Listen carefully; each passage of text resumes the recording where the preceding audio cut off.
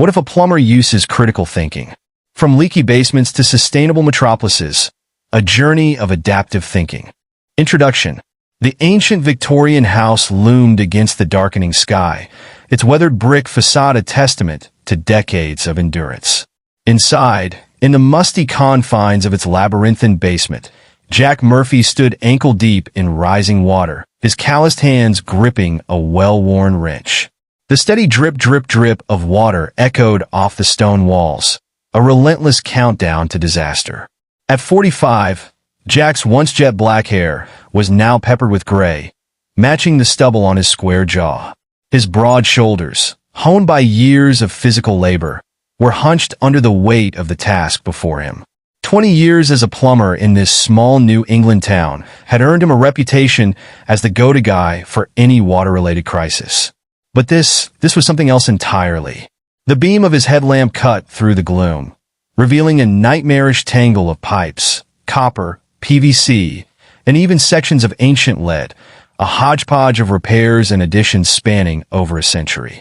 Water spurted from multiple points, feeding the growing pool at his feet.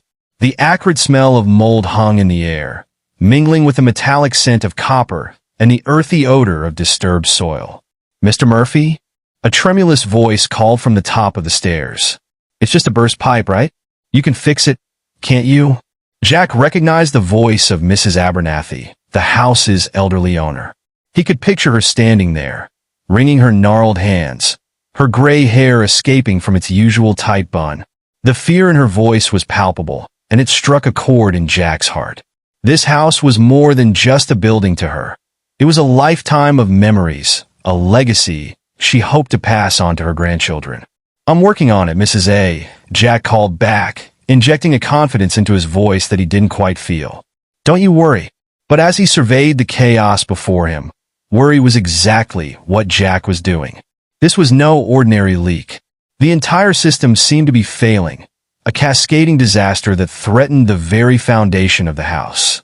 He'd seen something similar only once before, early in his career, and the outcome then had been, well, it was best not to dwell on that. As he stood there, the weight of expectation bearing down on him, like the town's water pressure, Jack felt a curious shift in his mind. It was as if the veil of routine had been lifted, revealing a new way of seeing the problem before him. In that moment, he realized that his usual approach, relying on instinct and experience, might not be enough this time. He needed something more. He needed to think critically. Little did Jack know that this realization would be the first step on a journey that would transform not just his approach to plumbing, but his entire life.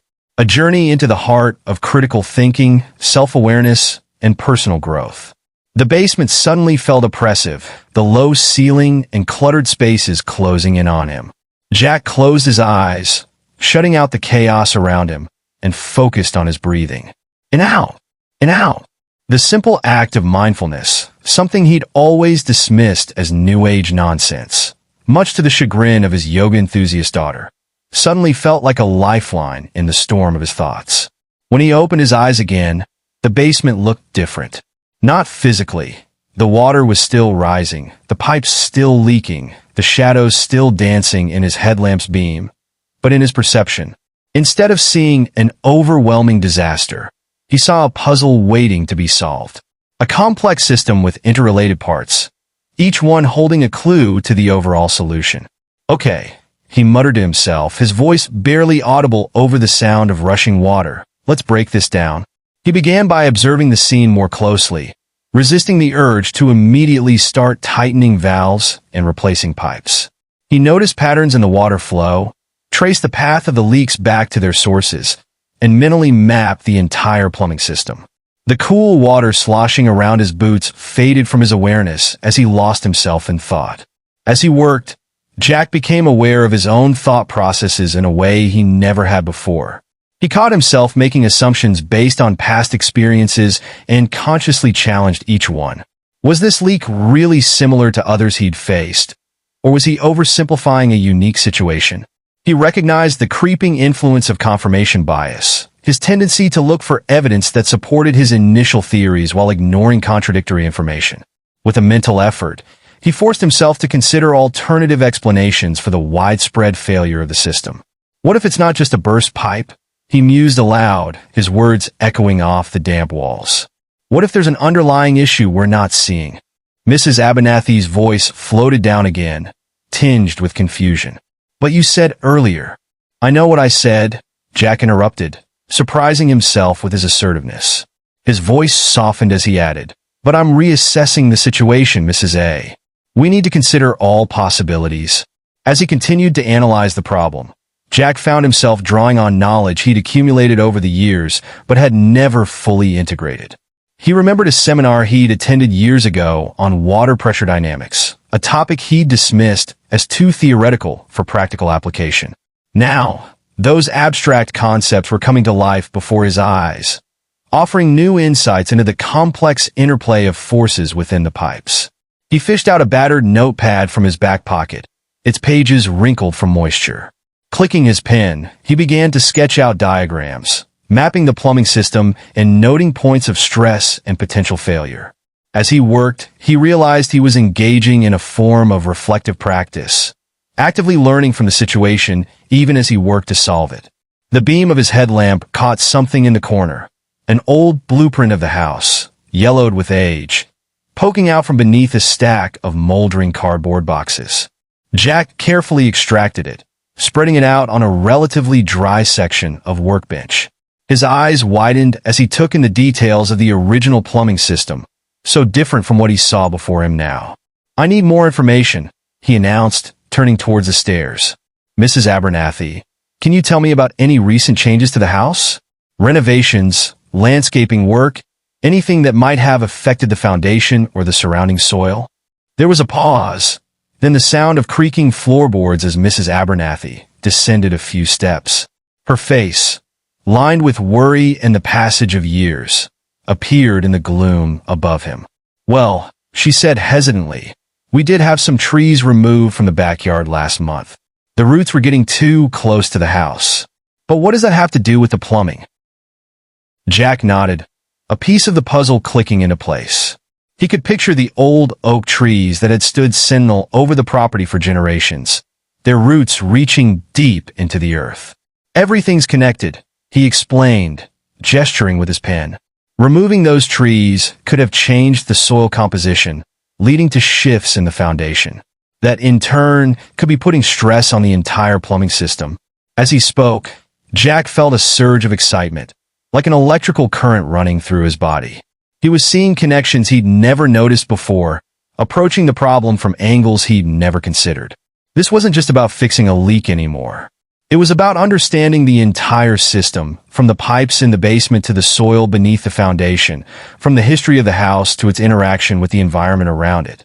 In that moment, standing in a flooded basement of a century-old house, Jack Murphy realized he was on the brink of something transformative. The path ahead was unclear, fraught with challenges, but filled with potential.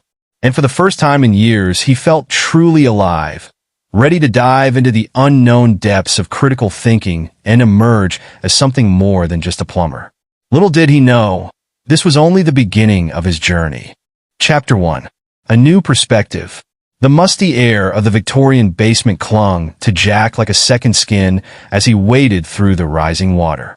The beam of his headlamp cut through the gloom, revealing a nightmarish tangle of pipes, copper, PVC, and even sections of ancient lead, a hodgepodge of repairs and additions spanning over a century. Okay, Jack muttered to himself, his voice barely audible over the sound of rushing water. Let's break this down. He began by observing the scene more closely, resisting the urge to immediately start tightening valves and replacing pipes. He noticed patterns in the water flow, traced the path of the leaks back to their sources, and mentally mapped the entire plumbing system. The cool water sloshing around his boots faded from his awareness as he lost himself in thought. As he worked, Jack became aware of his own thought processes in a way he never had before. He caught himself making assumptions based on past experiences and consciously challenged each one. Was this leak really similar to others he'd faced? Or was he oversimplifying a unique situation? He recognized the creeping influence of confirmation bias, his tendency to look for evidence that supported his initial theories while ignoring contradictory information. With a mental effort, he forced himself to consider alternative explanations for the widespread failure of the system. What if it's not just a burst pipe? He mused aloud, his words echoing off the damp walls. What if there's an underlying issue we're not seeing? Mrs. Abernathy's voice floated down again, tinged with confusion. But you said earlier. I know what I said, Jack interrupted, surprising himself with his assertiveness. His voice softened as he added, but I'm reassessing the situation, Mrs. A. We need to consider all possibilities. As he continued to analyze the problem, Jack found himself drawing on knowledge he'd accumulated over the years, but had never fully integrated. He remembered a seminar he'd attended years ago on water pressure dynamics, a topic he dismissed as too theoretical for practical application. Now, those abstract concepts were coming to life before his eyes, offering new insights into the complex interplay of forces within the pipes. He fished out a battered notepad from his back pocket, its pages wrinkled from moisture. Clicking his pen, he began to sketch out diagrams, mapping the plumbing system and noting points of stress and potential failure. As he worked, he realized he was engaging in a form of reflective practice, actively learning from the situation even as he worked to solve it. The beam of his headlamp caught something in the corner, an old blueprint of the house, yellowed with age, poking out from beneath a stack of moldering cardboard boxes. Jack carefully extracted it, spreading it out on a relatively dry section of workbench. His eyes widened as he took in the details of the original plumbing system, so different from what he saw before him now. I need more information, he announced, turning towards the stairs. Mrs. Abernathy, can you tell me about any recent changes to the house? Renovations, landscaping work, anything that might have affected the foundation or the surrounding soil? There was a pause, then the sound of creaking floorboards as Mrs. Abernathy descended a few steps. Her face, lined with worry and the passage of years, appeared in the gloom above him. Well, she said hesitantly, we did have some trees removed from the backyard last month. The roots were getting too close to the house. But what does that have to do with the plumbing? Jack nodded, a piece of the puzzle clicking into place.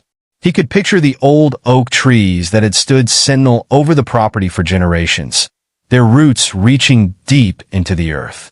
Everything's connected, he explained, gesturing with his pen. Removing those trees could have changed the soil composition, leading to shifts in the foundation, that in turn could be putting stress on the entire plumbing system. As he spoke, Jack felt a surge of excitement, like an electrical current running through his body. He was seeing connections he'd never noticed before, approaching the problem from angles he'd never considered. This wasn't just about fixing a leak anymore. It was about understanding the entire system, from the pipes in the basement to the soil beneath the foundation, from the history of the house to its interaction with the environment around it. Jack turned back to the blueprints, his mind racing. He began to overlay his mental map of the current system onto the original design, noting discrepancies and changes. Each modification told a story of changing needs, of technological advancements, of quick fixes that had become permanent solutions. Mrs. Abernathy, he called out, do you have any records of past plumbing work? Receipts, invoices, anything like that? The old woman nodded, relief evident in her voice at having a task to focus on. I believe so. My late husband was quite meticulous about keeping records. I'll go check. As Mrs. Abernathy shuffled off to search for the documents, Jack continued his investigation. He moved methodically through the basement, examining each visible section of pipe, each joint and valve. He wasn't just looking for the source of the current leak anymore. He was trying to understand the system as a whole, to see how each part interacted with the others. He found himself talking out loud, explaining his observations and theories to an imaginary audience. The act of articulating his thoughts helped clarify them, forcing him to confront logical inconsistencies and fill in gaps in his understanding. Look at this junction here, he muttered, crouching down to examine a particularly complex intersection of pipes. The original system wasn't designed to handle this kind of pressure. Someone's added a regulator valve, but it's not quite up to the task. And here, see how the pipe ends? That's not original. Someone's rerouted it to accommodate. What? A new appliance upstairs, maybe? As he worked, Jack became increasingly aware of how his usual problem-solving approach, identify the leak, fix the leak, move on to the next job, was inadequate for a situation of this complexity. He was drawing on skills he'd developed over years of experience, but also on knowledge he'd acquired and then neglected physics, chemistry, even a bit of geology and structural engineering. Mrs. Abernathy returned, arms laden with folders and loose papers. "I found these," she said, setting them down on a dry spot. "They go back quite a ways." Jack nodded gratefully, already leafing through the documents. Receipts for minor repairs, quotes for larger jobs, some accepted, some rejected, and even a few handwritten notes from previous plumbers all added to the story he was piecing together. As the night wore on, Jack's understanding of the problem deepened. He realized that the current crisis wasn't the result of a single failure, but the culmination of decades of piecemeal repairs and modifications, each one solving an immediate problem but contributing to a larger, systemic issue. Dawn was breaking by the time Jack felt he had a comprehensive understanding of the situation. He stood up, stretching his aching back, and turned to Mrs. Abernathy, who had dozed off in a chair nearby. "Mrs. A," he said gently, rousing her. "I think I know what's going on." The old woman blinked awake, adjusting her glasses. "You can fix it?" Jack nodded slowly. "I can, but it's not going to be a quick or easy job. We're not just dealing with a leak, or even a series of leaks. The whole system needs to be rethought." He laid out his diagnosis, explaining how the original plumbing, state-of-the-art for its time, had been gradually overwhelmed by increasing water pressure and changing usage patterns. How well-intentioned repairs and upgrades had, in some cases, exacerbated the underlying issues. How the removal of the trees, changing the soil composition, and causing subtle shifts in the foundation had been the final straw that pushed the already stressed system to its breaking point. As he spoke, Jack realized he was proposing a solution far more complex than anything he'd attempted before. It would require careful planning, specialized equipment, and a deep understanding of both modern plumbing techniques and the quirks of century-old systems. But more than that, it would require him to approach his work in a completely new way. No more quick fixes or band-aid solutions. He would need to think critically about every decision, considering not just the immediate effect, but the long-term implications for the entire system. The prospect, far from daunting him, filled Jack with excitement. For the first time in years, he felt truly challenged, truly engaged with his work. He wasn't just a plumber anymore. He was a problem solver, a systems thinker, maybe even something of a detective. As Mrs. Abernathy listened, her initial worry gave way to cautious optimism. "You really think you can save the old pipes?" she asked, a note of hope in her voice. Jack nodded, a confident smile spreading across his face. "Most of them, yes. It won't be easy, but I think we can create a system that honors the house's history while meeting modern needs. It'll be more efficient, more reliable, and better able to adapt to future changes."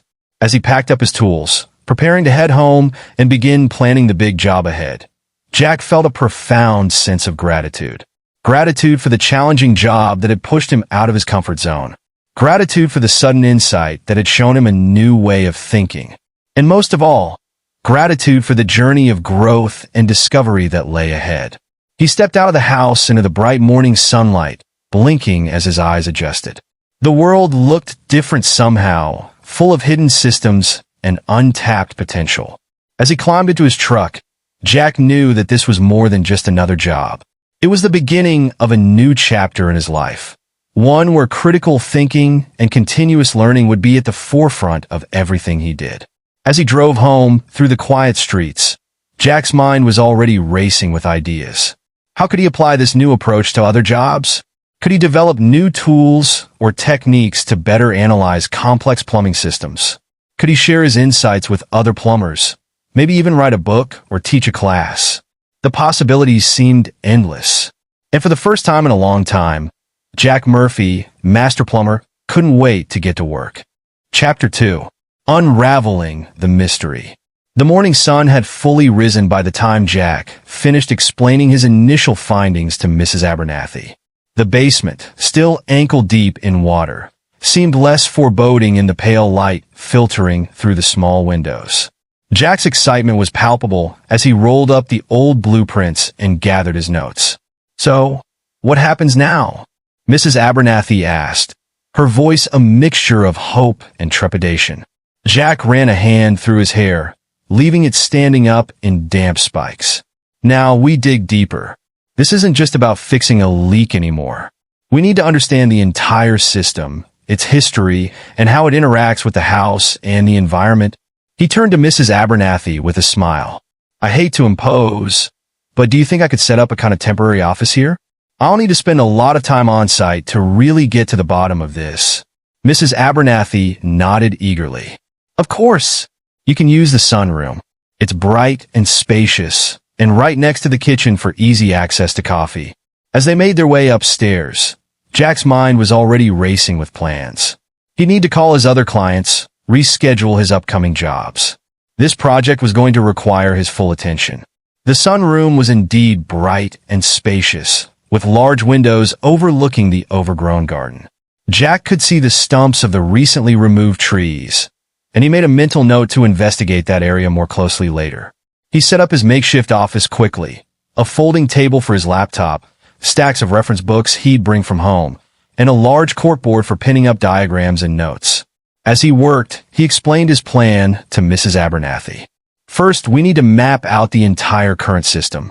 That means tracing every pipe, noting every repair and modification. Then we'll compare that to the original blueprints and try to understand why each change was made." Mrs. Abernathy nodded, following along intently. "And how can I help?" Jack smiled, appreciating her eagerness.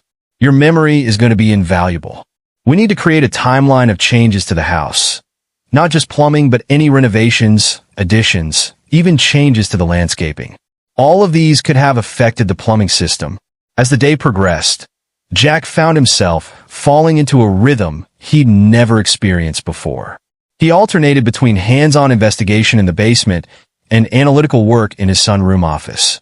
He created detailed diagrams, cross-referencing them with Mrs. Abernathy's recollections and the historical documents she provided. At one point, while examining a particularly perplexing junction of pipes, Jack found himself wishing he had a way to see inside the walls without tearing them open. Then he remembered a conversation he'd had months ago with a home inspector who used thermal imaging cameras. Excited by the possibility, Jack made a quick call. An hour later, he was running a handheld thermal camera along the walls of the basement, watching in fascination as the hidden network of pipes revealed itself on the small screen. "This is incredible," he muttered to himself. "Look at how the hot water pipes interact with the cold. The heat transfer here is causing condensation, which could explain the mold growth in this corner." As he worked, Jack found himself drawing on knowledge from fields he'd never considered relevant to plumbing before. He delved into books on fluid dynamics, structural engineering, and even microbiology to understand the complex interactions at play in the Abernathy house's plumbing system. Mrs. Abernathy, far from being a passive observer, became an active participant in the investigation. Her sharp memory and keen observations often provided crucial pieces of the puzzle. She even took it upon herself to start a plumbing journal, documenting daily observations about water pressure, unusual sounds, and even changes in taste or smell.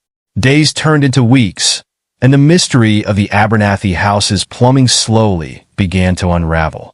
Jack's corkboard became a complex web of diagrams, post-it notes, and red strings connecting related elements. To an outsider, it might have looked like the work of a conspiracy theorist, but to Jack, it was a beautiful representation of the interconnected systems he was discovering. One breakthrough came when Jack, on a hunch, decided to check the municipal records for changes in water supply over the years. He discovered that the town had significantly increased water pressure in the neighborhood about 30 years ago, right around the time that many of the house's plumbing issues had begun. "You see, Mrs. A," he explained excitedly, pointing to a spot on his timeline, "the original system wasn't designed to handle this much pressure. That's why we're seeing failures at these key points. Previous plumbers treated these as isolated issues, but they're all connected."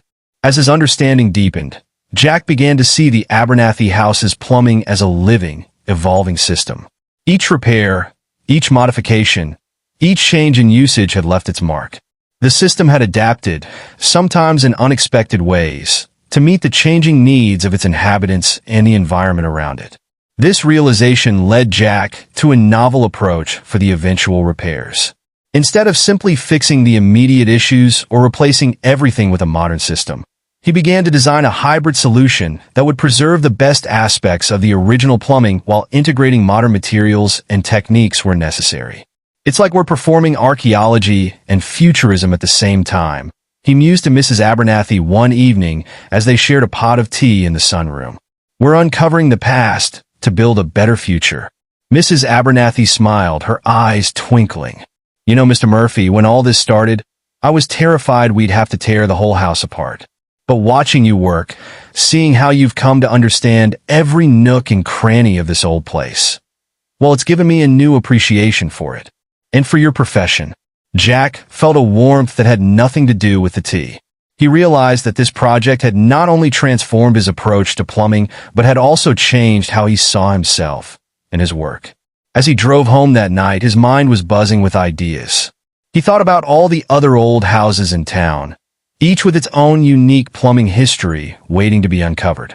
He thought about how he could share what he'd learned with other plumbers, maybe even write a book or teach a course. For the first time in years, Jack felt like he was standing on the brink of something big. He wasn't just a plumber anymore. He was a detective, a historian, an engineer, and an innovator. And he couldn't wait to see where this new path would lead him. As he pulled into his driveway, Jack noticed a small puddle forming near his garden hose. In the past, he might have made a mental note to fix it later and forgotten about it. But now, he found himself crouching down, examining the leak with fresh eyes, wondering what story it might tell. Jack Murphy, master plumber and budding systems thinker, smiled to himself. Every leak, every pipe, every drop of water had a story to tell. And he was finally learning how to listen. Chapter 3. The Ripple Effect. As the weeks turned into months, Jack's work on the Abernathy house began to attract attention. Word spread through the small town about the plumber who was approaching his work like a detective solving a complex case. Other homeowners, particularly those with older houses, started to call Jack for consultations. One crisp autumn morning, Jack arrived at the Abernathy house to find a small group of people waiting for him. Among them was Mayor Thompson, a portly man with a handlebar mustache, and Sarah Chun, the town's chief engineer. Mr. Murphy, the mayor boomed, extending his hand. We've been hearing fascinating things about your work here. Mind if we take a look? Jack, caught off guard but intrigued, nodded. Of course, come on in. Mrs. Abernathy, I hope you don't mind the company. Mrs. Abernathy, looking pleased with the attention her house was receiving, ushered everyone inside. As Jack led the group through the house, explaining his findings and methodology, he noticed Sarah Chun taking copious notes. Her eyes lit up when he showed them his complex diagrams and the thermal imaging results. This is incredible, Jack, Sarah said, her voice filled with excitement. You're not just fixing pipes. You're uncovering the history of the town's infrastructure. Do you realize the implications of what you're doing? Jack paused, suddenly seeing his work from a new perspective. I'm not sure I follow. Mayor Thompson chimed in, his voice serious. Son, our town is full of houses like this one. Old, historic buildings with plumbing systems that are basically ticking time bombs. We've been patching things up for years, but after seeing your work here, well, we think there might be a better way. Sarah nodded enthusiastically. Jack, what if we could apply your approach to the entire town? Create a comprehensive map of our water infrastructure, understand how it's evolved over time, and use that knowledge to make more informed decisions about repairs and upgrades. Jack's mind raced with the possibilities. He thought about all the old houses he'd worked on over the years, always treating each problem in isolation. What if he could see the bigger picture? What if he could help prevent problems before they started? I'd need access to the town's historical records, he said slowly, ideas forming as he spoke.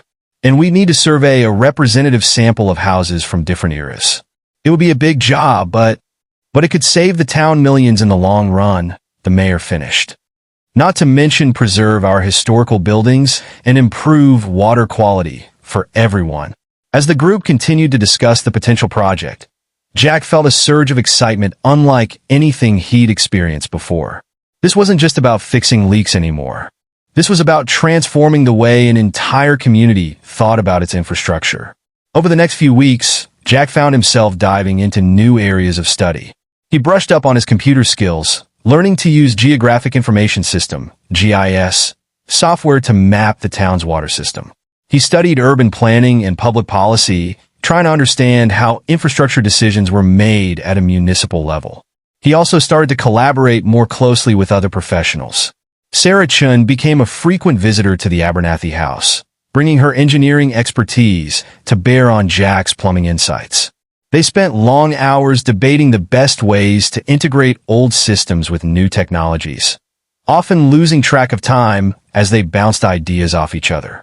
Jack even found himself giving presentations to the town council, explaining complex plumbing concepts in ways that non-experts could understand.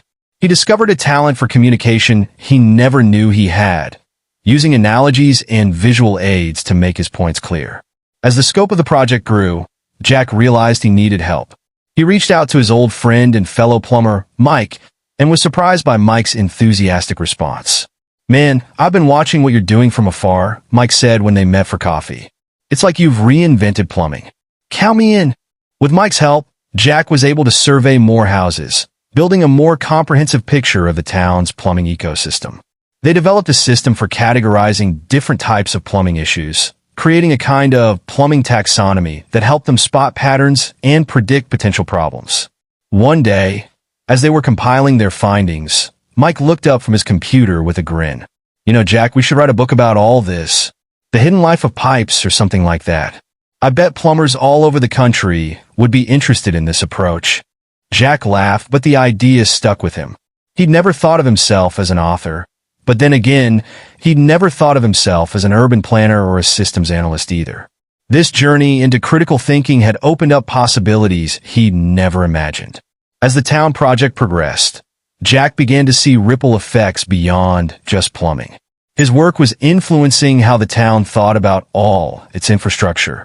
The road department started looking at how changes in water flow affected pavement deterioration.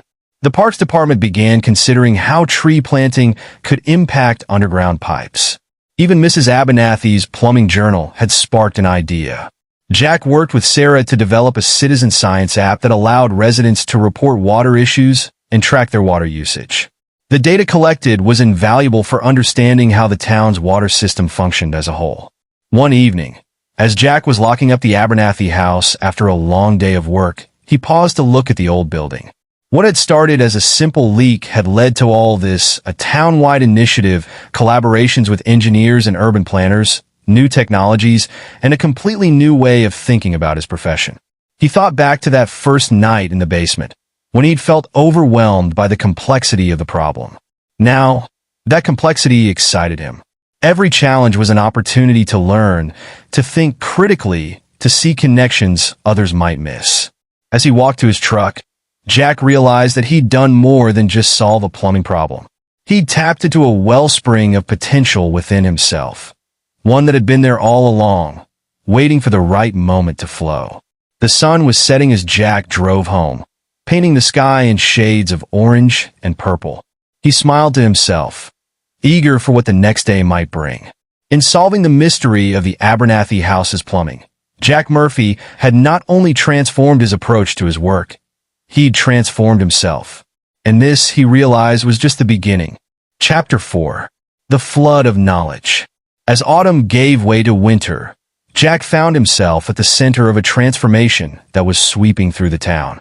What had started as a single house's plumbing problem had evolved into a community-wide initiative to rethink infrastructure. One chilly December morning, Jack arrived at the town hall for a meeting with the newly formed infrastructure task force. The room was buzzing with energy as he entered, filled with faces that had become familiar over the past few months. Sarah Chun, Mayor Thompson, Mike, and representatives from various town departments. "Jack, just in time," Sarah called out, waving him over to a large table covered in maps and diagrams. "We've got some exciting developments to share." As Jack made his way to the table, he couldn't help but marvel at how much had changed. 6 months ago, he'd been a solitary plumber, tackling each job as it came. Now, he was part of a team working on a project that could reshape the entire town. Sarah launched into an update on their progress. Thanks to the data collected through the citizen science app Jack had helped develop, they now had a real-time map of water usage and issues across the town. Colored pins dotted the map, each representing a different type of reported problem. "Look at this cluster here," Sarah said, pointing to a section of the map. "We're seeing a pattern of low water pressure complaints in the Oak Street area. But here's the interesting part. It coincides with an uptick in water main breaks on Elm Street." Jack leaned in, his mind already racing with possibilities. The two streets run parallel, don't they? What if there's an underground stream we don't know about causing soil erosion? Mike nodded enthusiastically. "That's what we were thinking too. We've scheduled ground-penetrating radar surveys for next week to check it out." As the meeting continued, Jack found himself seamlessly switching between roles: plumber, data analyst, historian, and problem solver. He discussed flow rates with the water department, debated soil composition with the parks team, and brainstormed public education initiatives with the communications department. Towards the end of the meeting, Mayor Thompson cleared his throat. "Before we wrap up, there's one more item on the agenda. Jack, we've had an interesting request come in. The New England Association of City Planners is holding their annual conference next month, and they've asked if you'd be willing to give a keynote speech about our project here." Jack felt a moment of panic. Public speaking had never been his strong suit, and the idea of addressing a conference full of experts was daunting. But then he thought about how far he'd come, about all he'd learned and accomplished. He took a deep breath. "I'd be honored," he said, surprising himself with his confidence. "But I think it should be a team presentation. This has been a collaborative effort from the start." The mayor beamed. "Excellent. I'll let them know. This could be a great opportunity to share what we've learned with other towns facing similar challenges." As Jack left the meeting, his head was spinning with ideas for the presentation. He realized he had a chance to not just share their specific findings, but to advocate for a new way of thinking about urban infrastructure, one that considered historical context, embraced citizen involvement, and approached problems holistically. Over the next few weeks, Jack threw himself into preparation for the conference. He worked with Sarah and Mike to distill their months of work into a compelling narrative. They created visual aids, practiced their timing, and refined their message. The night before the conference, Jack found himself back at the Abernathy house. Mrs. Abernathy had insisted on hosting a small gathering to wish him luck. As he stood in the now-dry basement, surrounded by friends and colleagues, Jack felt a wave of emotion wash over him. "You know," he said, addressing the group, "none of this would have happened if Mrs. Abernathy hadn't called me about a leaky pipe. It just goes to show, you never know where a simple problem might lead you." Mrs. Abernathy raised her glass. "To leaky pipes and the plumbers who fix them."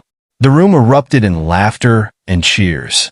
The next day, as Jack stood at the podium facing a room full of city planners, engineers, and infrastructure experts, he felt a sense of calm certainty.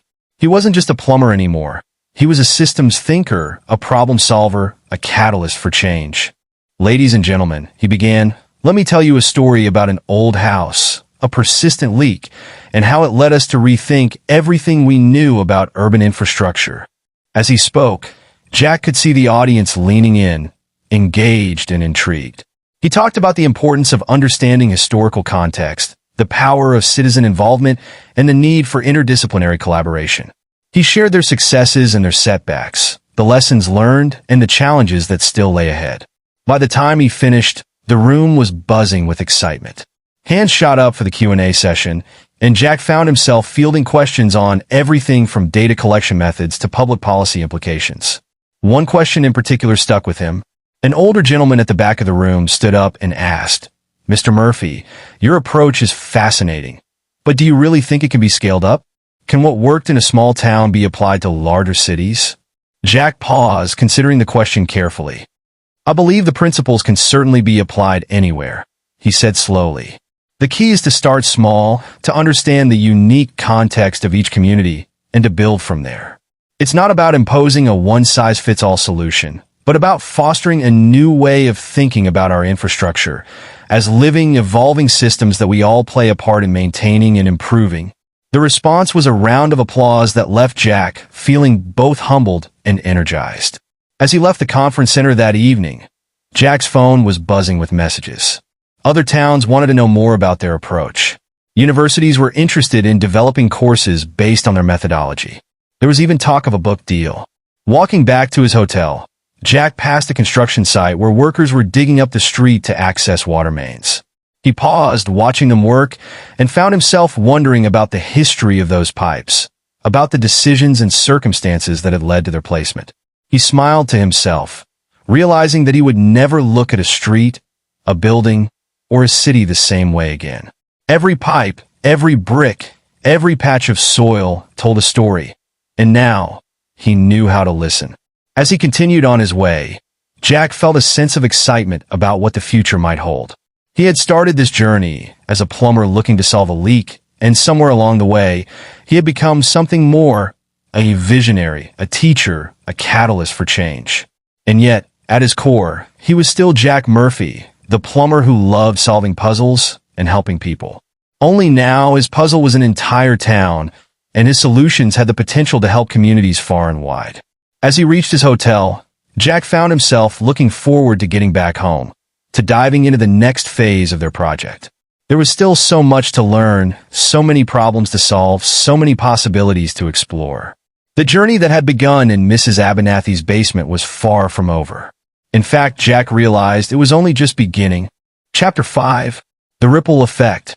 As spring blossomed in the small New England town, the effects of Jack's work were becoming increasingly visible. The infrastructure task force had moved from planning to implementation, and the town was buzzing with activity. Jack stood at the edge of Oak Street, watching as a team of workers carefully excavated a section of road. The ground-penetrating radar survey had indeed revealed an underground stream, just as he and Mike had suspected. Now, they were in the process of reinforcing the area to prevent future erosion and water main breaks. Quite a sight, isn't it? Sarah Chin's voice came from behind him. She handed him a steaming cup of coffee as she joined him at the work site. Jack nodded, taking a sip. It's amazing to see it all coming together. You know, a year ago, I would have just been focused on fixing the immediate problem. Now we're thinking about how this affects the entire system, both above and below ground. Sarah smiled. That's the power of systems thinking, Jack. And you've brought that perspective to our whole town. As they watched the work progressing, Jack reflected on how much had changed since the conference. Their presentation had been a resounding success, sparking interest from cities and towns across the country.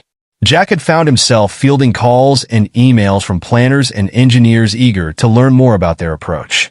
The book deal had materialized, and Jack was now spending his evenings working on chapters, translating his practical experience into a guide for other communities.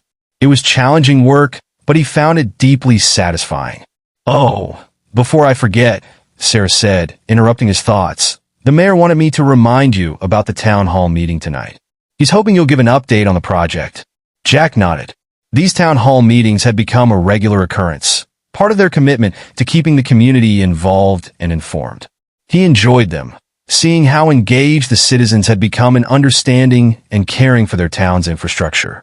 That evening, as Jack stood before the packed town hall, he felt a sense of pride in what they had accomplished. He explained the progress on Oak Street, outlined the next phases of the project, and fielded questions from the audience. One question from a young woman in the back caught his attention. "Mr. Murphy, I'm studying environmental science in college, and your work has inspired me. Do you think there might be internship opportunities with the task force this summer?" Jack grinned. "Absolutely. In fact, we're looking to expand our team. We need fresh perspectives and new ideas. See me after the meeting, and we'll talk details." As the meeting wound down, Jack found himself surrounded by citizens eager to share their observations and ideas. An elderly gentleman talked about changes he'd noticed in his garden's drainage over the decades. A group of high school students presented a proposal for an app-based game to educate younger kids about water conservation. Jack listened to each of them, marveling at how this project had awakened a sense of curiosity and responsibility in the community. It wasn't just about fixing pipes anymore. It was about fostering a deep understanding of the complex systems that supported their daily lives. Later that night, as Jack sat at his desk working on his book, he received an unexpected email. It was from a university professor who had attended the conference. She was proposing a collaboration, a new course that would combine urban planning, environmental science, and practical infrastructure management, based on Jack's approach. As he read through the proposal, Jack felt a surge of excitement. This was an opportunity to shape the next generation of planners and engineers, to instill in them the importance of holistic, systems-based thinking from the start of their careers. He began drafting a response, his mind already racing with ideas for guest lectures and hands-on projects. He imagined students coming to their town, seeing firsthand how theory could be applied in real-world situations. As he worked, Jack glanced at a framed photo on his desk. It showed him standing in front of the Abernathy house with Mrs. Abernathy, taking the day they had finally completed the renovations to her plumbing system. He smiled, remembering how it all began. From that single house to an entire town, and now potentially influencing education and policy across the country. The ripple effect of his work continued to expand in ways he never could have imagined. The next morning, Jack met with Mayor Thompson and Sarah to discuss the university proposal. They were both enthusiastic about the idea, seeing it as an opportunity to position their town as a leader in innovative infrastructure management. "You know, Jack," the mayor said, leaning back in his chair, "when you first came to me with this idea, I thought it was interesting, but I never imagined it would go this far. You've not only solved our immediate problems, you've changed the way we think about our town and its future." Jack felt a warmth spread through his chest at the mayor's words. "It's been a team effort," he said modestly. "Everyone in this town has contributed in some way." Sarah nodded in agreement. "That's true, but you were the catalyst, Jack. Your willingness to think differently, to challenge assumptions, and to see connections where others didn't. That's what started all of this." As they continued to discuss plans for the future, Jack found himself marveling at the journey he'd been on. From a simple plumber to a systems thinker, author, and now potentially an educator. Each step had built on the last, each new challenge pushing him to grow and learn. That afternoon, Jack took a walk through the town, observing the various projects in progress. He saw workers installing new, more efficient water meters. A group of citizens was planting rain gardens to help manage stormwater runoff. Near the park, a team was setting up sensors to monitor soil moisture and adjust irrigation automatically. Each of these initiatives was a piece of the larger puzzle, contributing to a more resilient, sustainable infrastructure system for the town. And each had grown out of that initial spark of curiosity and critical thinking in Mrs. Abernathy's basement. As he walked, Jack's phone buzzed with a message from Mike. "Hey, just heard from a town in California. They want us to consult on their water management plan. You up for a trip to the West Coast?" Jack grinned, already imagining the new challenges and opportunities that lay ahead. He typed a quick reply, "Absolutely. Let's do it." As he pocketed his phone and continued his walk, Jack felt a sense of excitement about the future. He had started this journey as a plumber looking to solve a leak, and somewhere along the way, he had become something more, a visionary, a teacher, a catalyst for change. But at his core, he was still Jack Murphy, the plumber who loved solving puzzles and helping people. Only now, his puzzle was the complex web of infrastructure that supported modern life, and his solutions had the potential to help communities far and wide. The sun was setting as Jack made his way home, casting long shadows across the town he had come to see in an entirely new light. He knew that there were still challenges ahead, new problems to solve, new systems to understand. But he was ready for them, eager to continue learning, growing, and making a difference. As he reached his front door, Jack paused for a moment, looking back at the town spread out before him. He smiled, thinking of Mrs. Abernathy's words from so long ago. To leaky pipes and the plumbers who fixed them, little did she know then how far those words would carry, or how profoundly they would change not just Jack's life, but the life of an entire community and beyond. With a contented sigh, Jack opened his door and stepped inside, ready to face whatever the next chapter might bring. Chapter 6. The Global Perspective. The California sun beat down on Jack as he stepped out of the airport, his trusty toolbox in one hand and a briefcase full of plans and reports in the other. Mike was right behind him, squinting in the bright light. "Well, we're not in New England anymore," Mike quipped, slipping on his sunglasses. Jack grinned.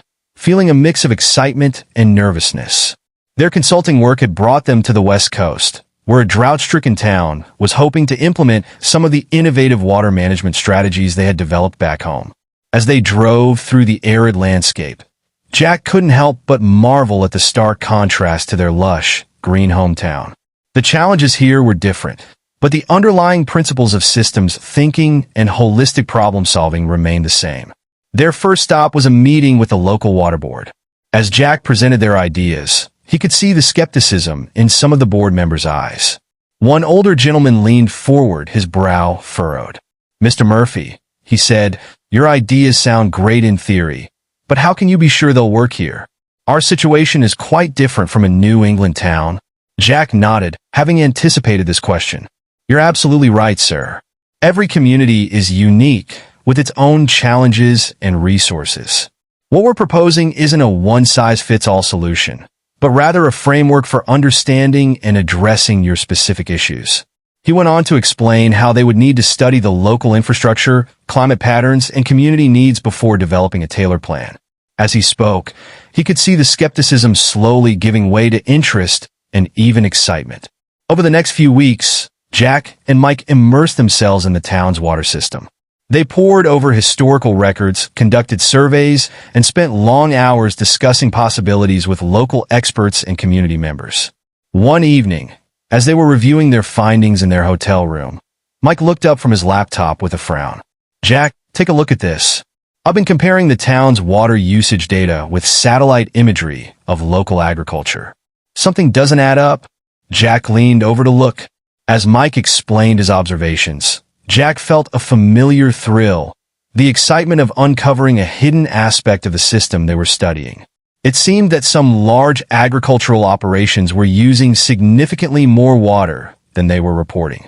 This could be the key to balancing the town's water budget, Jack mused. But it's going to be a sensitive issue. We'll need to approach this carefully. The next day, they presented their findings to the water board. The revelation about water usage discrepancies caused quite a stir, with heated debates breaking out among the members. Jack and Mike found themselves in the role of mediators, helping to guide the discussion towards constructive solutions rather than blame. As the weeks turned into months, Jack found himself gaining a new perspective on water management. The challenges in this arid region were forcing him to think in new ways, to push the boundaries of his knowledge and creativity. He also realized that the skills he had developed, the ability to see systems, to connect disparate pieces of information, to facilitate communication between different stakeholders, were valuable far beyond the realm of plumbing. One afternoon, as Jack was giving a presentation to a group of local college students, a young woman raised her hand. "Mr. Murphy, your work is inspiring. But I'm wondering, how do you see this approach applying to other global challenges, like climate change or food security?" Jack paused, considering the question. It was something he had been pondering himself lately. "That's an excellent question," he began. "While our focus has been on water infrastructure, the principles we're using, systems thinking, interdisciplinary collaboration, community engagement, these can be applied to any complex problem." He went on to discuss how the approach they had developed could be adapted to address various global issues. As he spoke, he could see the excitement building in the students' eyes, and he felt a renewed sense of purpose. That evening, as Jack was video chatting with Sarah to update her on their progress, she shared some news from back home. "Jack, you won't believe this. We've been contacted by a representative from the United Nations. They're interested in our approach to infrastructure management as a potential model for developing countries." Jack felt a mix of shock and excitement. "The UN? Wow, that's huge, Sarah. What exactly are they proposing?" As Sarah explained the details, Jack's mind raced with the possibilities. This could be an opportunity to make a difference on a truly global scale. Over the next few months, as Jack and Mike wrapped up their work in California and returned home, the scope of their project continued to expand. They found themselves consulting not just with towns and cities, but with national governments and international organizations. Jack's book became an unexpected bestseller, translated into multiple languages. He was invited to give talks at conferences around the world, sharing his journey from small-town plumber to infrastructure innovation advocate. Despite the growing acclaim, Jack never forgot where it all started. He made sure to spend time in his hometown, working with the infrastructure task force and mentoring young people interested in the field. One crisp autumn day, almost 3 years after that fateful call to Mrs. Abernathy's house, Jack found himself back in her basement. The plumbing system they had installed was working perfectly, a testament to the effectiveness of their approach. As he chatted with Mrs. Abernathy over a cup of tea, she smiled at him warmly. "You know, Jack, when I called you about that leak, I never imagined it would lead to all this. You've done so much for our town, and now for the world. How does it feel?" Jack considered the question, thinking about the incredible journey he'd been on. "Honestly, Mrs. A, sometimes it's overwhelming. But then I remember that it all comes down to the same thing. Solving problems, helping people, and trying to leave things a little better than we found them." He glanced around the basement, remembering the flooded mess it had been that first night. "Every big change starts with a small step. For me, it was deciding to look at your leak as more than just a simple repair job. Who knows where the next big idea will come from?" As he left Mrs. Abernathy's house that day, Jack felt a profound sense of gratitude for the challenges that had pushed him to grow, for the people who had supported and inspired him along the way, and for the opportunity to make a difference in the world. He knew that there were still many challenges ahead, both in his hometown and around the globe. But he was ready to face them, armed with his unique perspective and the knowledge that even the most complex problems could be solved with patience, creativity, and a willingness to see the bigger picture. As he walked down the street, his phone buzzed with a message.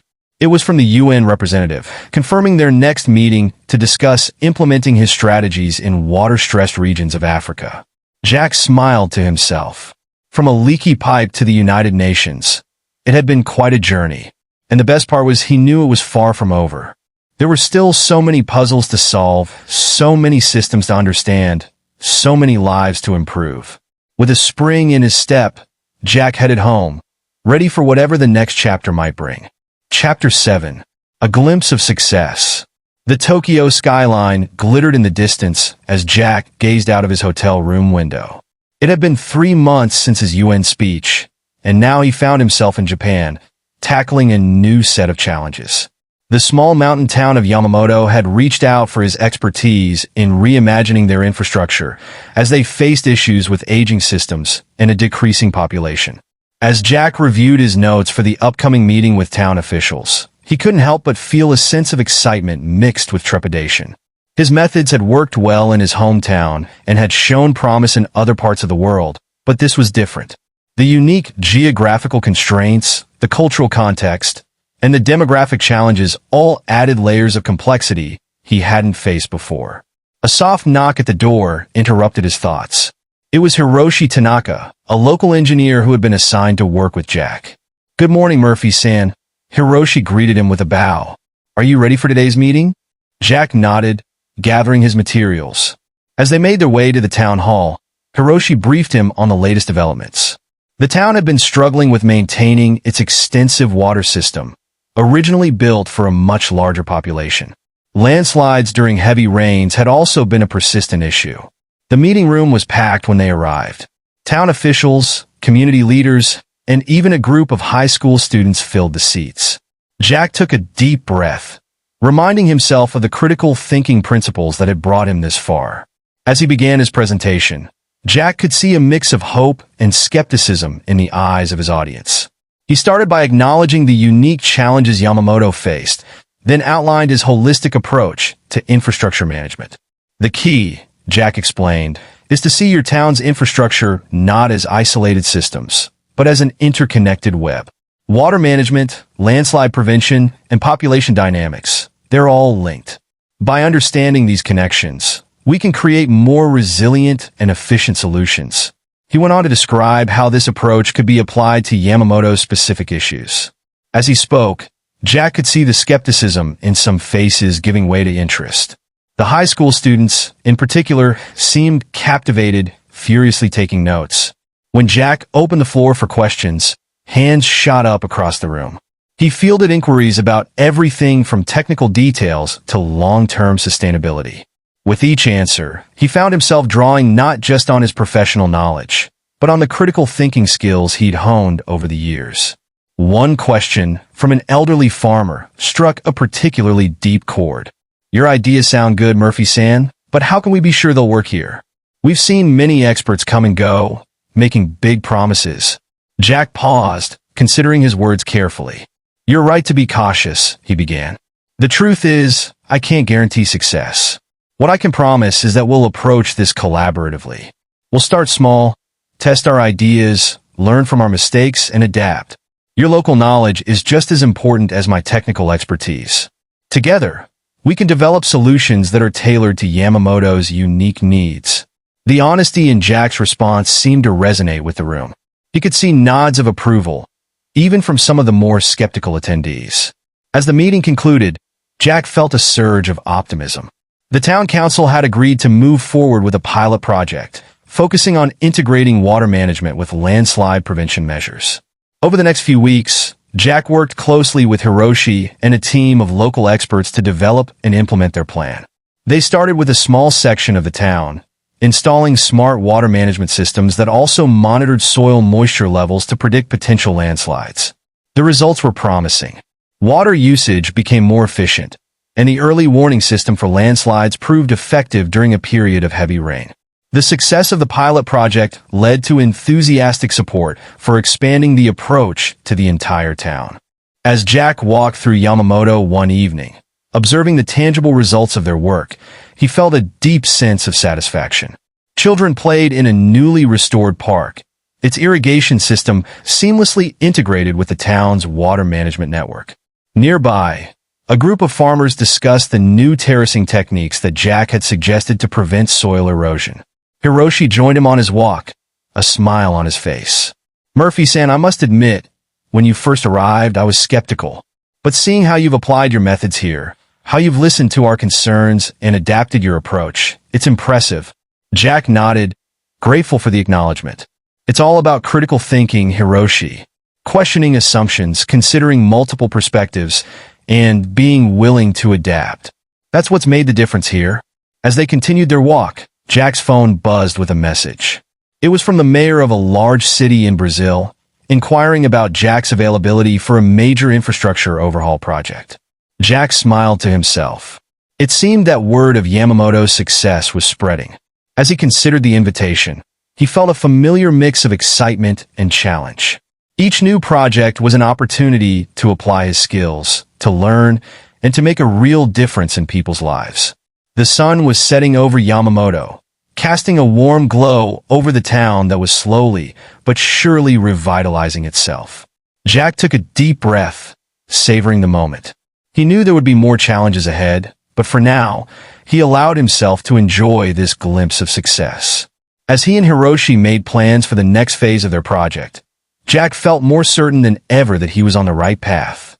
The journey that had begun in Mrs. Abernathy's basement had led him here, to this moment of triumph and possibility, and he couldn't wait to see where it would take him next. Chapter 8. Unexpected Setbacks. The Sao Paulo skyline stretched out before Jack as he stood on the balcony of his temporary apartment. The bustling metropolis, with its mix of modern skyscrapers and sprawling favelas, presented a stark contrast to the small mountain town of Yamamoto he had left just a month ago. The success in Japan had led to this opportunity, a massive infrastructure overhaul project for Brazil's largest city. As Jack sipped his morning coffee, he couldn't help but feel a mix of excitement and trepidation. The scale of this project dwarfed anything he had tackled before. Sao Paulo's water crisis had been making headlines worldwide, with millions of residents facing frequent water shortages. The city's mayor had reached out to Jack, hoping his innovative approaches could provide a solution. A knock at the door interrupted his thoughts. It was Carlos, the local project manager assigned to work with Jack. "Bom dia, Jack." Carlos greeted him enthusiastically. "Are you ready for the big presentation today?" Jack nodded, gathering his materials. As they made their way to the city hall, Carlos briefed him on the latest developments. The situation was even more complex than initially thought. Beyond the water shortages, they were dealing with severe pollution in the city's rivers, an outdated sewage system, and rampant urbanization that was straining every aspect of the city's infrastructure. The auditorium was packed when they arrived. City officials, environmental activists, business leaders, and media representatives filled the seats. Jack took a deep breath, reminding himself of the successes he'd had and the lives he'd improved. He could do this. As Jack began his presentation, he could feel the weight of expectations in the room. He outlined his holistic approach to infrastructure management, explaining how interconnected systems thinking could help address São Paulo's multiple challenges simultaneously. The key, Jack explained, is to see the city's infrastructure not as isolated systems, but as an interconnected web. Water supply, sewage treatment, urban planning, and even social equity, they're all linked. By understanding these connections, we can create more resilient and efficient solutions. He went on to describe his proposed plan, which included innovative water recycling technologies, green infrastructure to reduce flooding and improve water quality, and smart meters to optimize water distribution. As he spoke, Jack could see a mix of interest and skepticism in the audience's faces. When he opened the floor for questions, hands shot up across the room. The inquiries were more pointed and challenging than he was used to. Environmental activists questioned the energy requirements of his proposed technologies. Business leaders expressed concerns about the project's costs. City officials seemed worried about the political implications of such sweeping changes. One question, from a respected local engineer, struck particularly deep. "Mr. Murphy," she began, her tone skeptical, "your approach worked in small towns and controlled environments. But São Paulo is a megacity with complex socioeconomic issues. How can you be sure your methods won't exacerbate existing inequalities or create new problems we haven't anticipated?" Jack felt a moment of panic. He had considered the socioeconomic aspects, but perhaps not as deeply as he should have. He took a breath, reminding himself to think critically. "That's an excellent point," he began. "You're right that the complexity here is on a different scale. Our approach will need to be adaptive. We'll need to work closely with community leaders from all sectors of the city to ensure our solutions are equitable and don't create unintended consequences. It's a challenge, but also an opportunity to create a more inclusive model of urban development." His answer seemed to satisfy some, but he could still see doubt in many faces. As the presentation concluded, Jack felt a gnawing sense of unease. The enthusiasm he'd experienced in previous projects was noticeably absent. Over the next few weeks, as they began implementing the first phase of the project, Jack's unease grew. The sheer scale of São Paulo's problems seemed to resist his usual methods.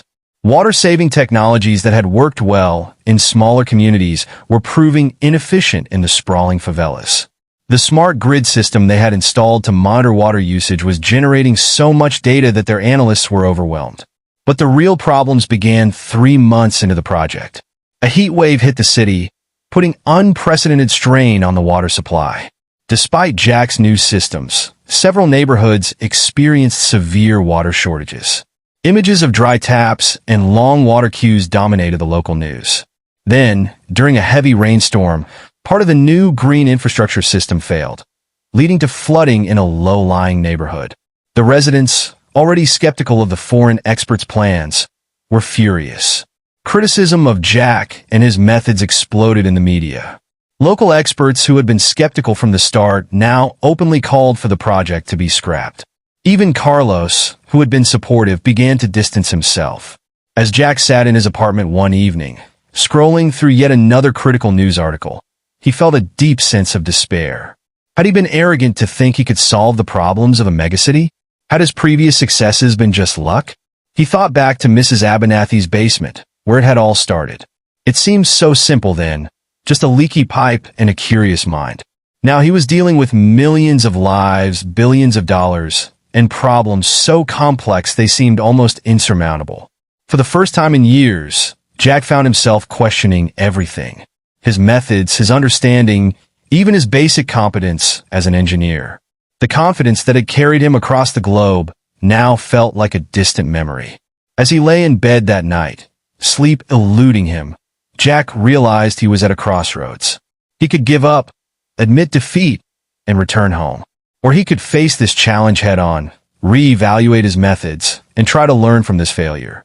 The easy path was tempting. But as he thought about the millions of São Paulo residents struggling with water issues, about the trust the mayor had placed in him, about all the people who had believed in his vision. He knew he couldn't walk away. Tomorrow, he decided he would start over. He would go back to basics, question every assumption, and rebuild his approach from the ground up. It would be hard, possibly the greatest challenge of his career. But if there was one thing Jack Murphy knew how to do, it was to keep going when the pipes got clogged. As dawn broke over Sao Paulo, Jack got up, made a strong cup of coffee, and opened his notebook. At the top of a fresh page, he wrote, "What am I missing?" It was time to think critically, to challenge his own assumptions, and to find a new way forward. The road ahead was uncertain, but Jack was determined to find a way through. The journey that had begun in Mrs. Abernathy's basement had led him here, to this moment of doubt and possibility.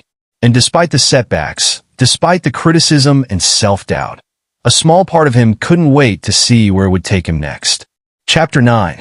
Trial and Error. The first rays of sunlight were just beginning to paint the Sao Paulo skyline as Jack Murphy made his way through the quiet streets of the Pinheiros district. It had been 2 weeks since the disastrous press conference, and Jack had spent every waking moment since then trying to understand where he had gone wrong. Today, he was meeting with a group of local community leaders from one of the favelas most affected by the recent water shortages. As he approached the community center, a small, worn building nestled between colorful but dilapidated houses, Jack felt a mix of determination and humility. He knew he needed to listen more than he spoke today. Inside, he was greeted by Maria, a fierce-looking woman in her 50s who had lived in the favela her entire life. "Mr. Murphy," she said, her tone neutral but her eyes scrutinizing, "we appreciate you coming to talk with us directly. It's more than most officials do." Jack nodded, feeling the weight of her words. "Thank you for having me. I'm here to listen and learn. I realize now that I didn't understand the full complexity of the situation, and I need your help to get it right." For the next few hours, Jack listened as Maria and other community leaders shared their experiences. They spoke of the daily struggles of living with unreliable water supply, of the informal systems they had developed over years to cope, and of their fears that the new infrastructure would disrupt these fragile but vital networks. As he listened, Jack began to see the flaws in his initial approach. He had focused on technological solutions without fully considering the social and economic realities of the communities he was trying to help. He had assumed that what worked in smaller, more homogeneous communities would scale up to a megacity like Sao Paulo. "I think I see part of the problem now," Jack said as the meeting was wrapping up. "We've been trying to impose a single solution on a diverse and complex system. What we need is a more adaptive, localized approach." Maria nodded, a hint of approval in her eyes. "It's a start, Mr. Murphy. But understanding is only the first step. What will you do now?" That question haunted Jack as he left the meeting. What would he do now? The scale of the challenge seemed more daunting than ever, but he also felt a renewed sense of purpose. He had made mistakes, yes, but he was learning from them. Over the next few weeks, Jack threw himself into a frenzy of research and experimentation. He reached out to local experts in urban planning, sociology, and environmental science, seeking to fill the gaps in his knowledge. He spent days walking through different neighborhoods, observing how people interacted with their environment and the existing water infrastructure. One day, while observing a group of children playing with a makeshift water pump in a small plaza, Jack had an idea. What if, instead of trying to replace the existing informal water systems, they could enhance and formalize them? He sketched out a plan for a network of small, community-managed water treatment and distribution centers that could work in tandem with the larger city infrastructure. Excited by this new approach, Jack presented his ideas to the city council. While some were intrigued, others remained skeptical. "It sounds good in theory, Mr. Murphy," one councilman said, "but how do we know it will work in practice? We can't afford another failure." Jack took a deep breath before responding. "You're right, we can't. That's why I'm proposing we start with a small-scale pilot project in one neighborhood. We'll work closely with the community, monitor the results carefully, and adjust as needed before expanding." To Jack's relief, the council agreed to the pilot project. Over the next month, he worked tirelessly with Maria and other community leaders to implement the new system in their favela. They installed a small water treatment plant, set up a local management committee, and train residents to maintain and operate the system. The initial results were promising. Water availability improved, and the community took pride in managing their own resources. But it wasn't all smooth sailing. There were technical glitches, conflicts over management decisions, and challenges in coordinating with the larger city infrastructure. Each problem that arose tested Jack's resolve, but also taught him valuable lessons.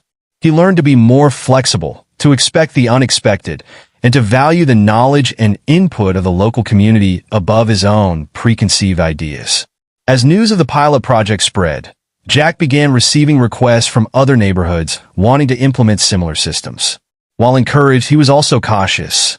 He knew that each community would present its own unique challenges, and there was no one-size-fits-all solution. One evening, as Jack was reviewing data from the pilot project, he received an unexpected visitor. It was Dr. Oliveira, the engineer who had challenged him so pointedly at the initial press conference. "I've been following your work, Mr. Murphy," she said as she sat down across from him. "I must say, I'm impressed by your willingness to admit your mistakes and try a new approach." Jack felt a mix of pride and humility at her words. "Thank you, Dr. Oliveira. It's been a challenging but enlightening process. I've learned more in the past few months than I had in years." Dr. Oliveira nodded. "That's clear. But I'm here because I think you're still missing something crucial. Have you considered the long-term sustainability of these community systems? What happens when the excitement of the new project wears off?" Jack felt a familiar pang of uncertainty. Just when he thought he was making progress, new challenges emerged. But instead of feeling discouraged, he felt a spark of curiosity. "I hadn't thought about that," he admitted. "Would you be willing to work with me on addressing this?" Dr. Oliveira smiled. "That's why I'm here, Mr. Murphy. I think together, we might be able to create something truly innovative and sustainable." As they began to discuss ideas, Jack felt a renewed sense of hope.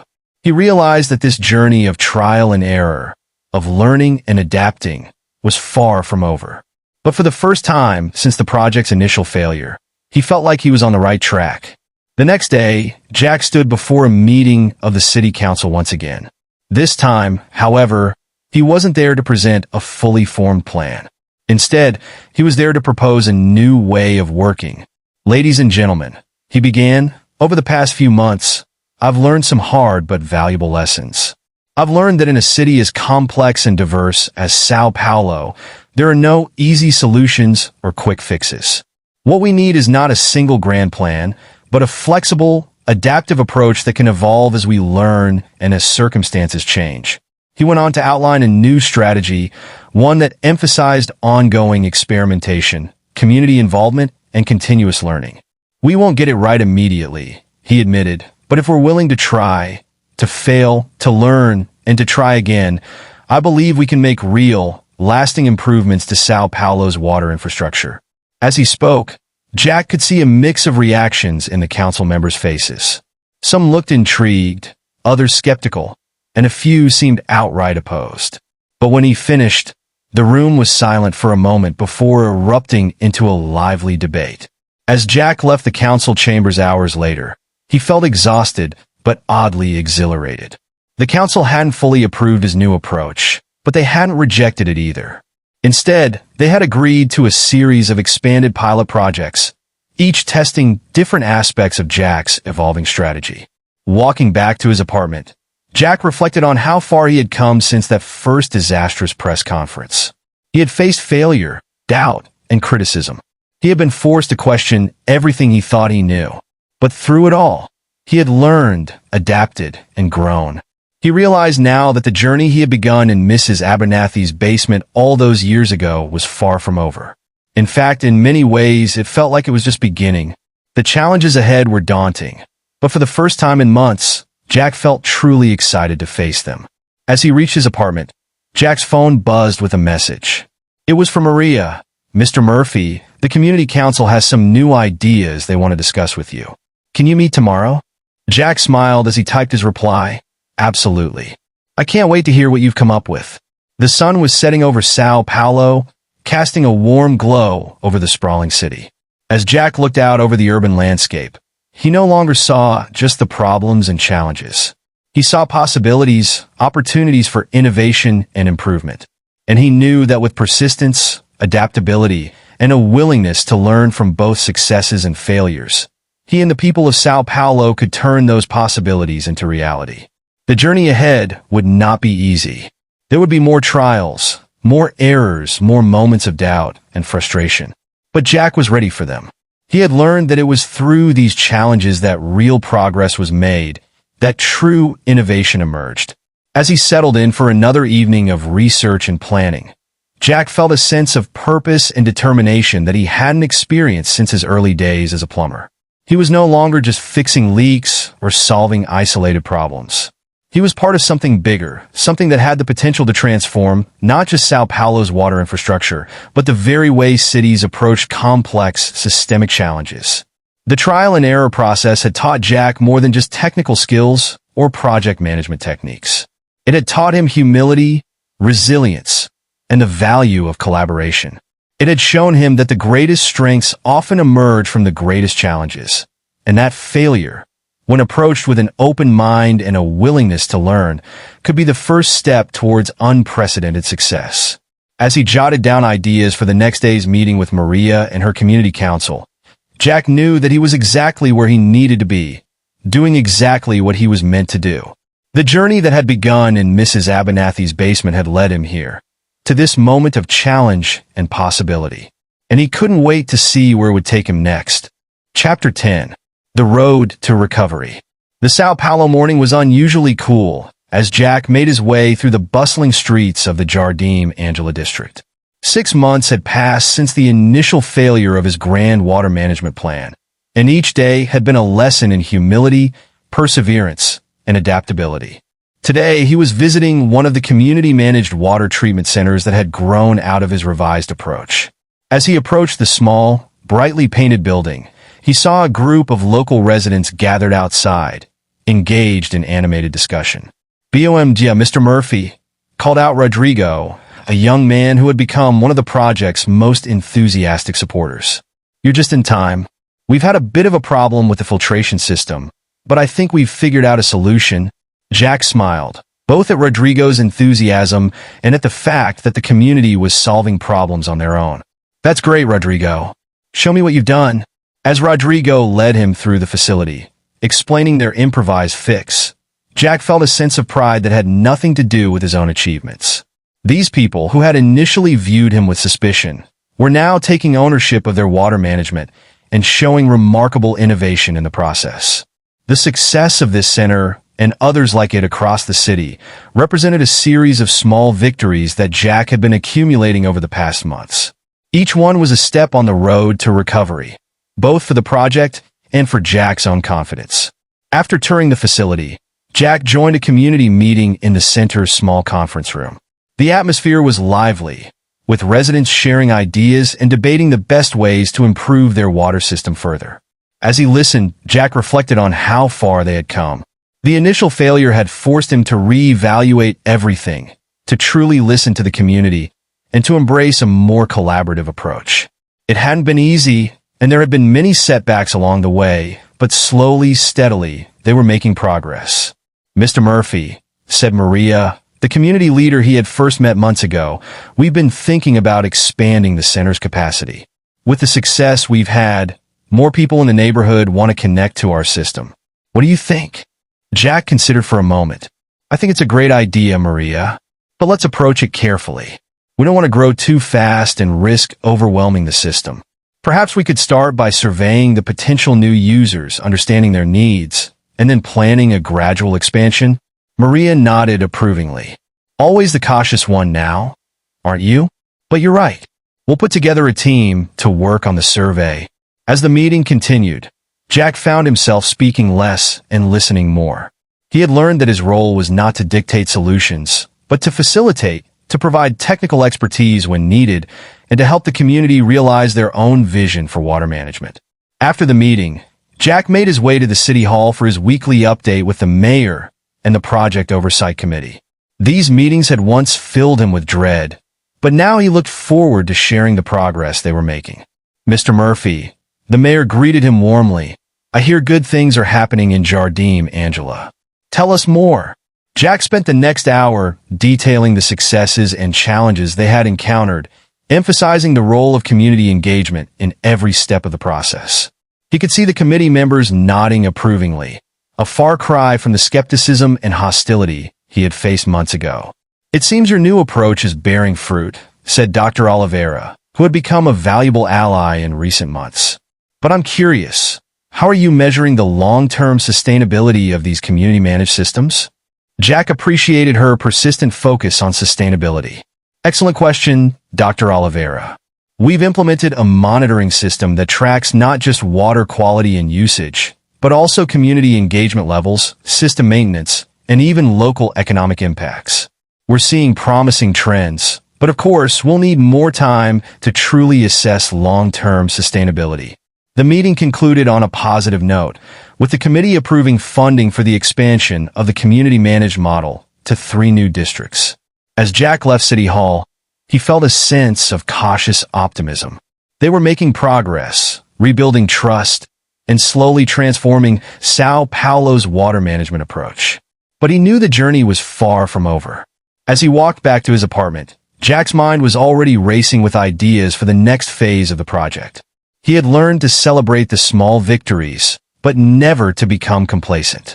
Arriving home, Jack found an email waiting for him from his old friend Mike back in their hometown.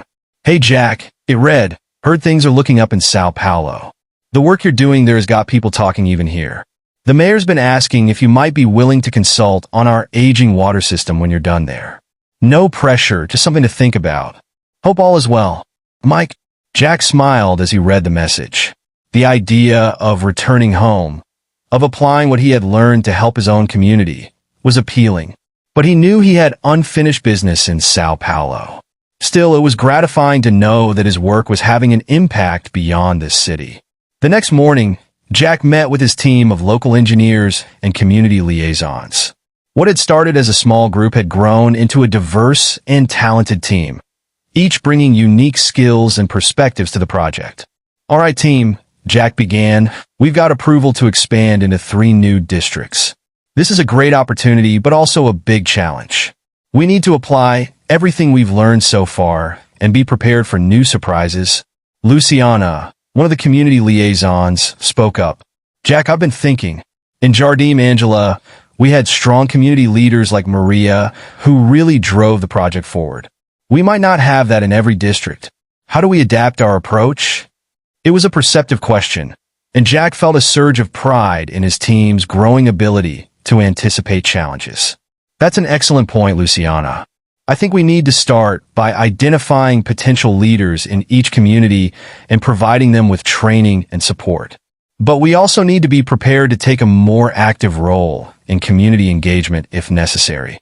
The team spent the next few hours brainstorming strategies for the expansion, drawing on their collective experiences and expertise. Jack found himself stepping back, facilitating the discussion rather than dominating it. He had learned the value of collective wisdom, of allowing space for diverse viewpoints and innovative ideas to emerge. As the meeting wrapped up, Carlos, the local project manager who had been with Jack since the beginning, pulled him aside. You know, Jack, when we started this project, I thought you were just another foreign expert with big ideas and no understanding of our reality. I'm glad I was wrong. Jack felt a lump in his throat at Carlos's words. I was that foreign expert, Carlos. I had to fail to learn how much I didn't know. I'm grateful for your patience and for sticking with the project even when things looked dire. Carlos clapped him on the shoulder. That's what teamwork is all about, my friend. We learn, we grow, we succeed together. As Jack left the office that evening, he reflected on Carlos's words. Teamwork and collaboration had indeed been key to their recovery. The initial failure had taught him the importance of local knowledge, of community engagement, and of adaptive management. But it was the collective effort of his team, the community leaders, and the residents themselves that had turned those lessons into tangible progress. Walking through the city, Jack noticed things he would have overlooked months ago. The way people gathered around public water fountains, not just to collect water, but to socialize. The small gardens springing up in communities with improved water access. The pride in people's faces when they talked about their local water management center. These were the small successes that added up to real change. Jack had learned to appreciate these incremental improvements, to see them as signs of a deeper transformation taking place in the city's relationship with water. As he reached his apartment, Jack's phone buzzed with a message. It was from Maria. Jack just heard about the expansion approval. Congratulations. Some of us from Jardim Angela want to help with the new districts. We've learned a lot and want to share. Let's talk tomorrow. Jack felt a wave of emotion as he read the message. This was perhaps the clearest sign yet of the project's success. Not just improved water management, but empowered communities eager to help others. He quickly typed a response. That's fantastic, Maria. Your experience would be invaluable. Let's meet tomorrow and plan how we can involve your team. That night, as Jack sat on his balcony looking out over the Sao Paulo skyline, he allowed himself a moment of reflection. The path to recovery had been long and challenging. There had been moments of doubt, of frustration, even of despair. But through it all, he had discovered a resilience he didn't know he possessed. More importantly, he had discovered the power of true collaboration. The solutions that were now transforming Sao Paulo's water management hadn't come from him alone, but from the collective wisdom and effort of countless individuals, from community leaders to local engineers, from city officials to residents themselves. Jack realized that his role had transformed as well. He was no longer the expert with all the answers, but a facilitator, a connector, someone who could bridge different worlds and help unlock the potential within communities. As he thought about the challenges that still lay ahead, scaling up the community-managed model, ensuring long-term sustainability, navigating the complex politics of urban water management, Jack felt a sense of excitement rather than anxiety. Each challenge was an opportunity to learn, to innovate, to collaborate.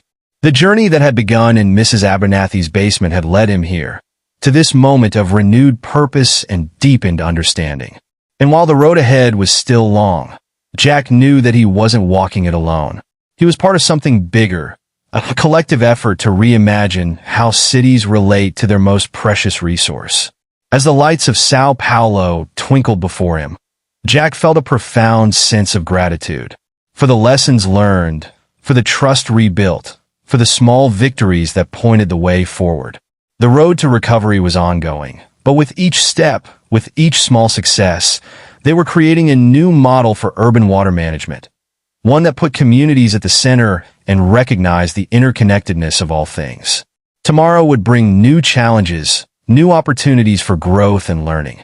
But for now, Jack allowed himself to savor this moment of progress, of hope, of recovery. The journey was far from over, but he was exactly where he needed to be. Chapter 11. New Obstacles. The Sao Paulo summer was in full swing, bringing with it oppressive heat and unexpected challenges. Jack Murphy wiped the sweat from his brow as he stood before a gathering of frustrated residents in the Paraisópolis favela. The community-managed water system that had been running smoothly for months was now struggling to meet demand in the face of a record-breaking heatwave. "We understand your system has been working well, Mr. Murphy," a middle-aged woman called out, her voice tinged with frustration. "But now we're back to rationing water. How is this any better than before?" Jack took a deep breath, feeling the weight of disappointment in the air.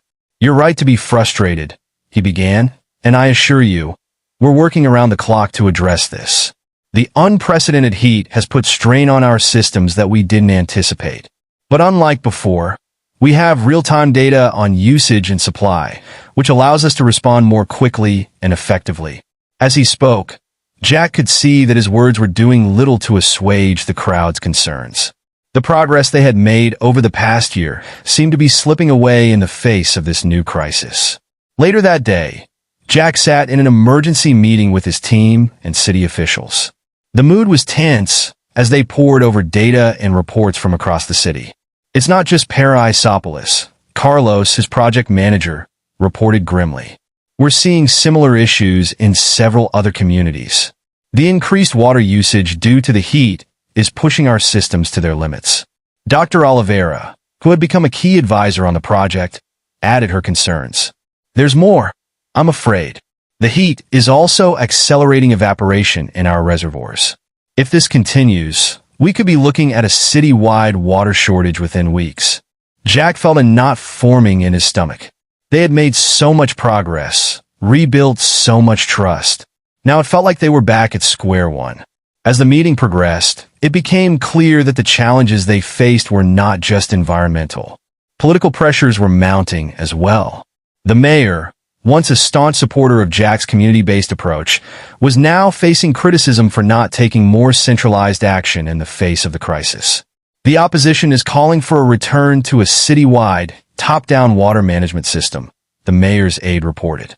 They're saying we've put too much faith in untested, community-led initiatives. Jack felt a surge of frustration. But that's exactly what failed before. Going back to that approach would undo all the progress we've made in empowering communities and creating more resilient, localized systems. The mayor looked at Jack with a mix of sympathy and weariness. I understand that, Mr. Murphy, but I'm under immense pressure to show immediate results. People want solutions now, not explanations about long-term resilience. As Jack left the meeting, he felt a familiar sense of despair creeping in. The solutions they had worked so hard to implement were now creating new problems. The decentralized system, while more resilient in many ways, was struggling to respond to a citywide crisis.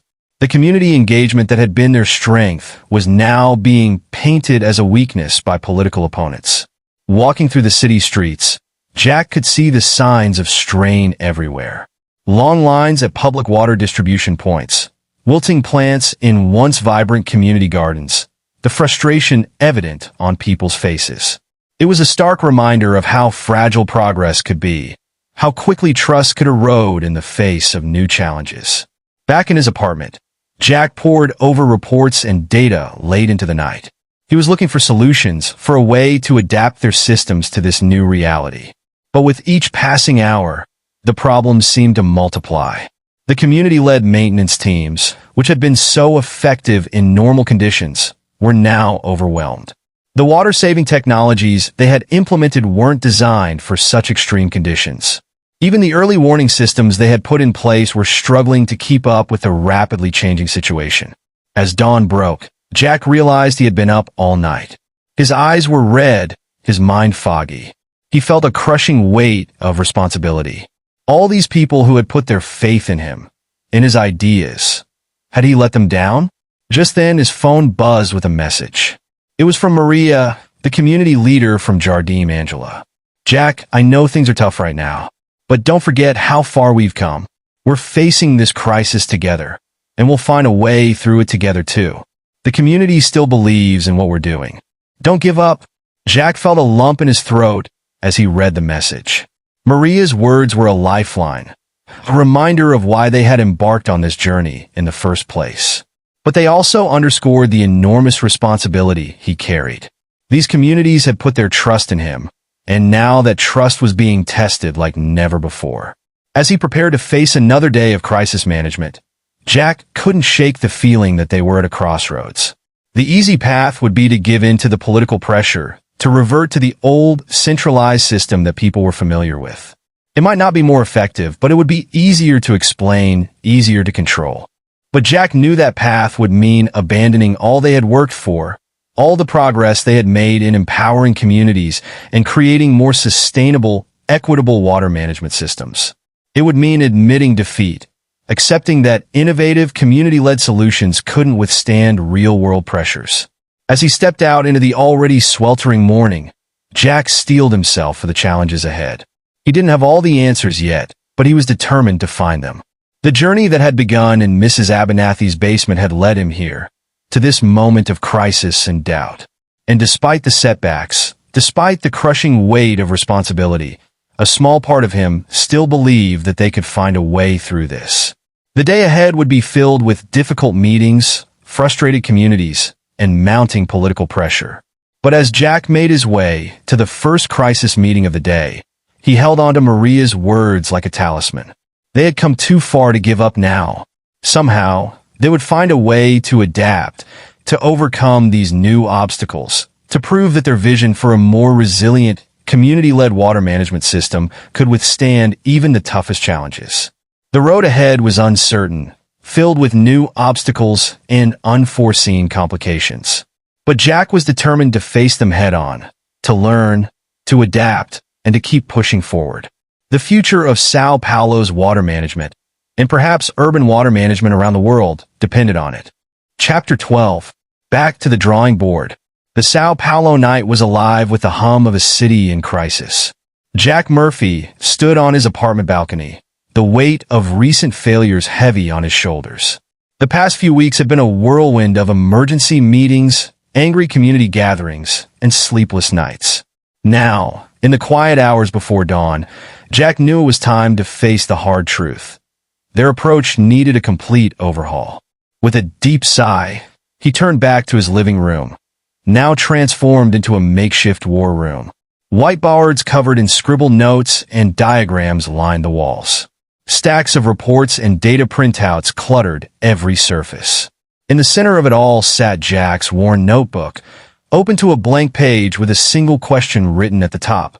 Where did we go wrong? As the first light of dawn began to creep across the city, Jack started to write. He forced himself to be brutally honest, to question every assumption, every decision they had made. He wrote about the successes they'd had, but more importantly, about where those successes had fallen short or created unexpected problems.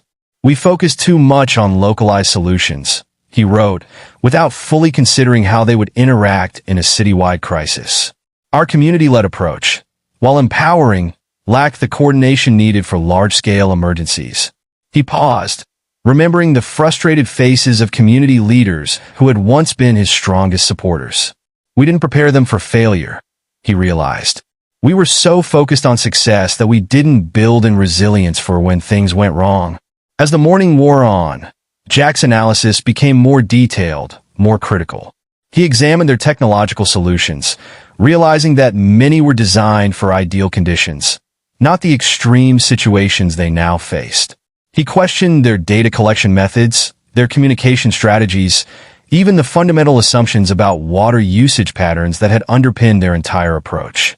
By midday, Jack's notebook was filled with a brutally honest assessment of their project's shortcomings. But amid the self-criticism, a spark of hope had begun to emerge. With each flaw he identified, ideas for improvement began to form. Just then, his phone buzzed with a message from Dr. Oliveira. Jack, I've been doing some research. There's a team in Singapore working on AI-driven water management systems. I think their approach could help us. Can we meet? Jack felt a surge of excitement.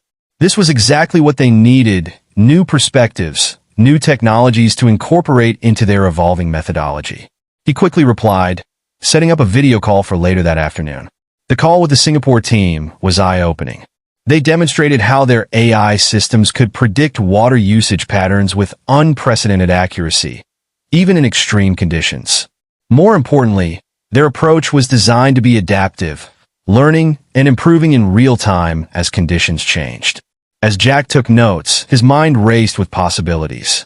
This could be the missing piece, he thought. A way to maintain our community-focused approach while adding the predictive power and adaptability we need for citywide management. Over the next few days, Jack threw himself into reimagining their entire methodology. He brought together his team, along with Dr. Oliveira and representatives from the Singapore project, for a series of intensive brainstorming sessions. We need to think of our water management system as a living organism, Jack explained during one session. It needs to be able to adapt, to learn, to evolve in response to changing conditions. But it also needs to maintain its connection to the communities it serves. The team worked tirelessly, combining their community-led approach with cutting-edge technology and data analysis.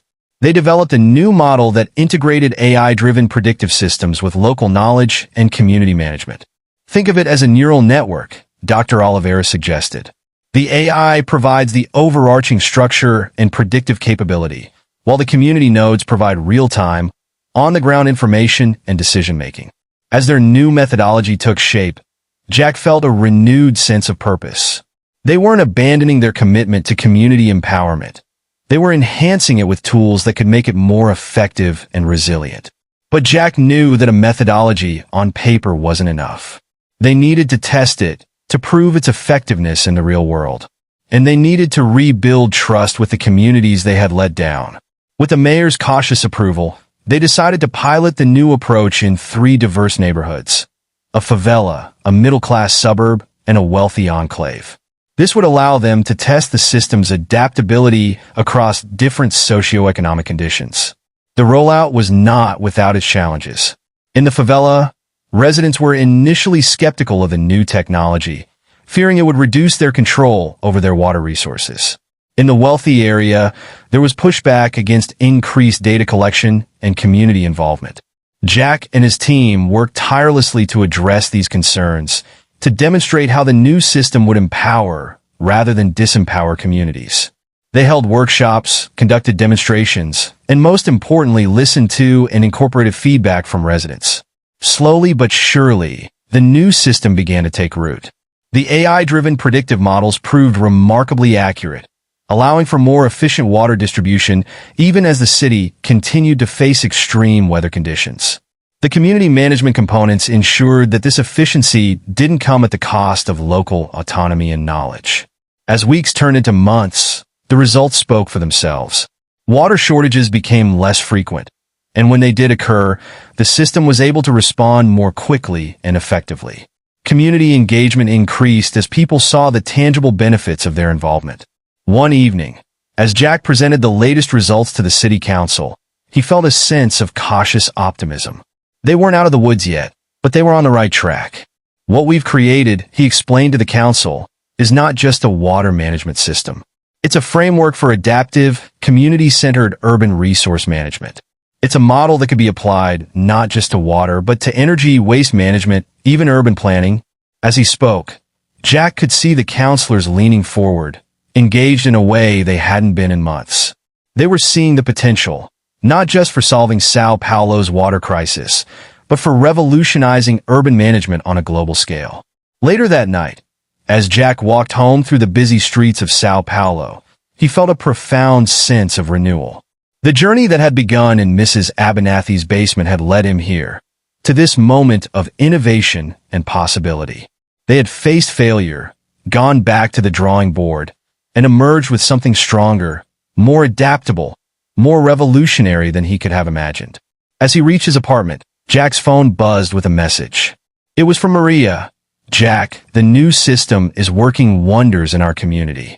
But more than that, people feel heard, feel part of something bigger. Thank you for not giving up on us." Jack smiled as he read the message. There were still challenges ahead, still improvements to be made. But they had found a way forward, a path that combined technological innovation with community empowerment. And in doing so, they had not only addressed Sao Paulo's water crisis, but potentially created a model for urban resource management that could change cities around the world. As he settled in for another night of work, Jack felt energized by the possibilities ahead. The road had been long and filled with obstacles, but every setback had led to new insights, new innovations. And now, finally, they were creating something truly revolutionary, a water management system as dynamic and resilient as the city it served. Chapter 13.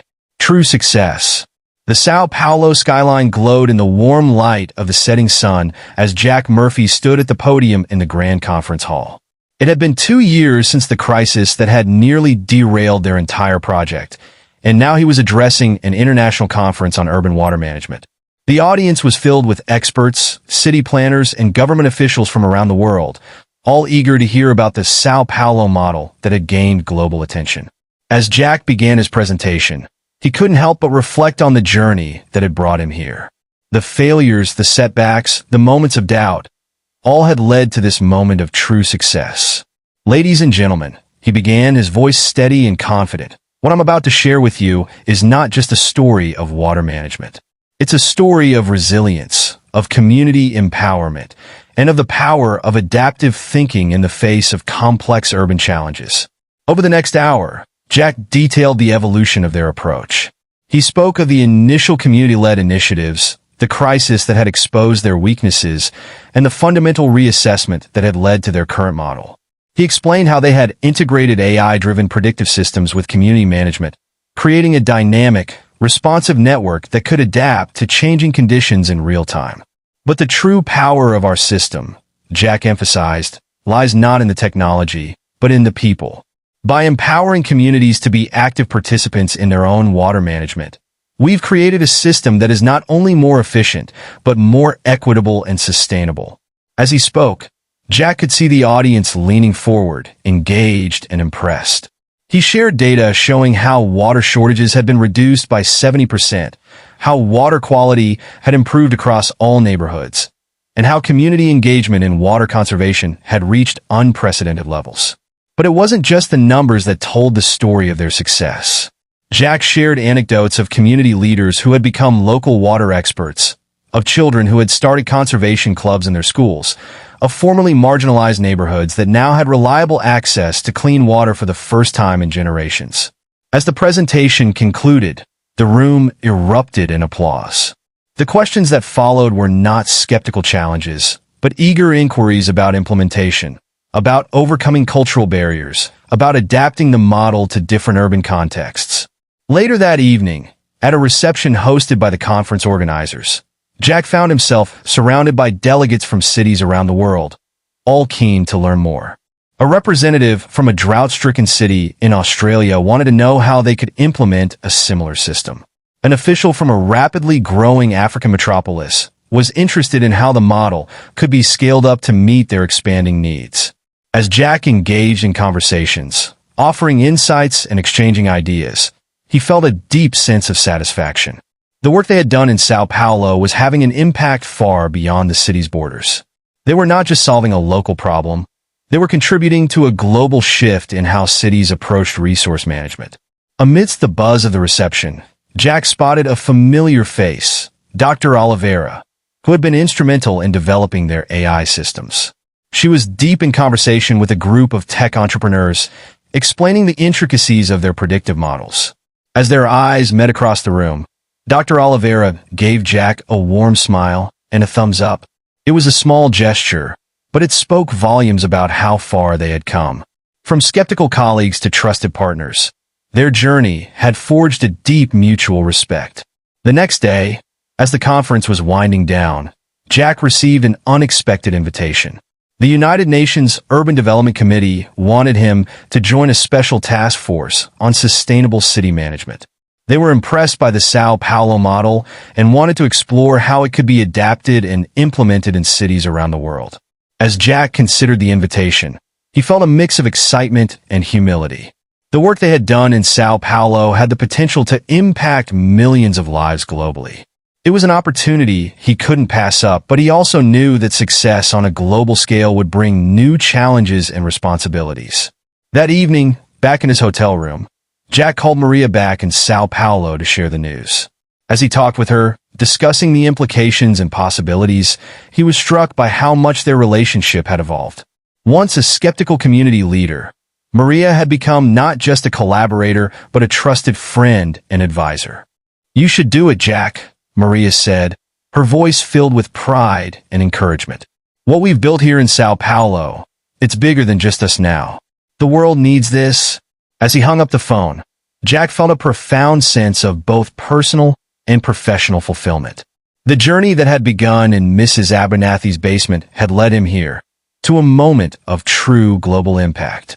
He had grown from a simple plumber to an internationally recognized expert in urban water management. But more importantly, he had found a way to use his skills to make a real difference in people's lives. The next morning, as Jack packed his bags to return to Sao Paulo, he received an email from the mayor.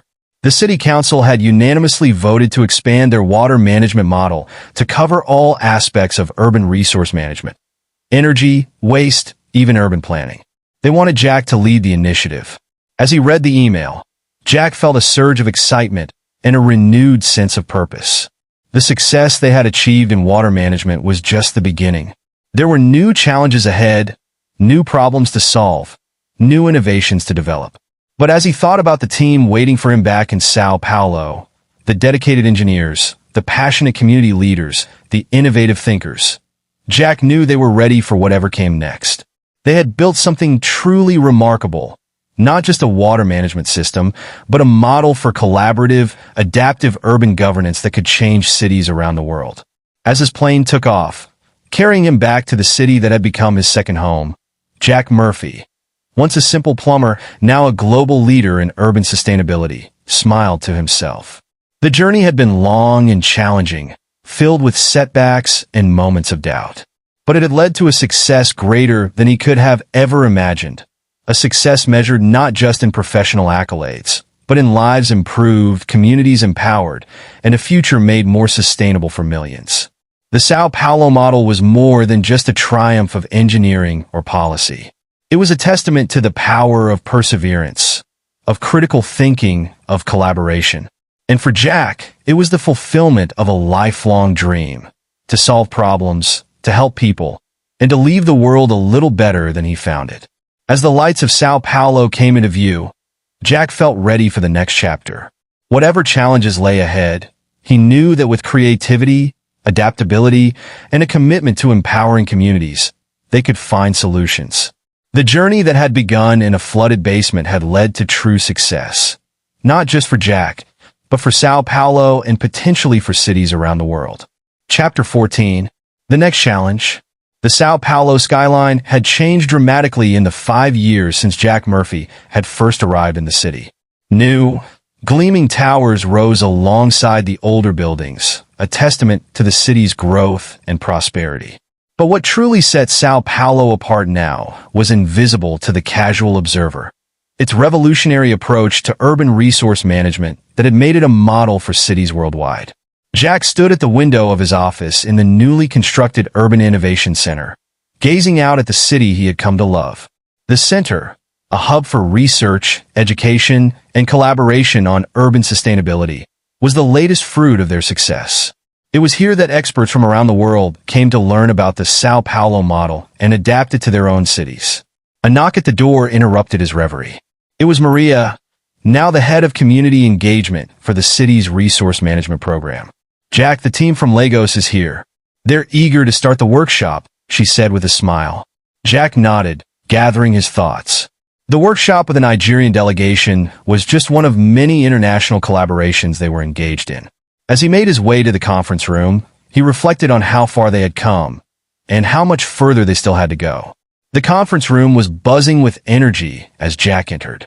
The team from Lagos, a mix of government officials, engineers, and community leaders, greeted him warmly. Over the next few hours, Jack led them through the intricacies of the Sao Paulo model, emphasizing not just the technological aspects, but the crucial role of community engagement and adaptive management. The key, Jack explained, is to see your city as a living organism. It's constantly changing, growing, adapting. Your management systems need to do the same.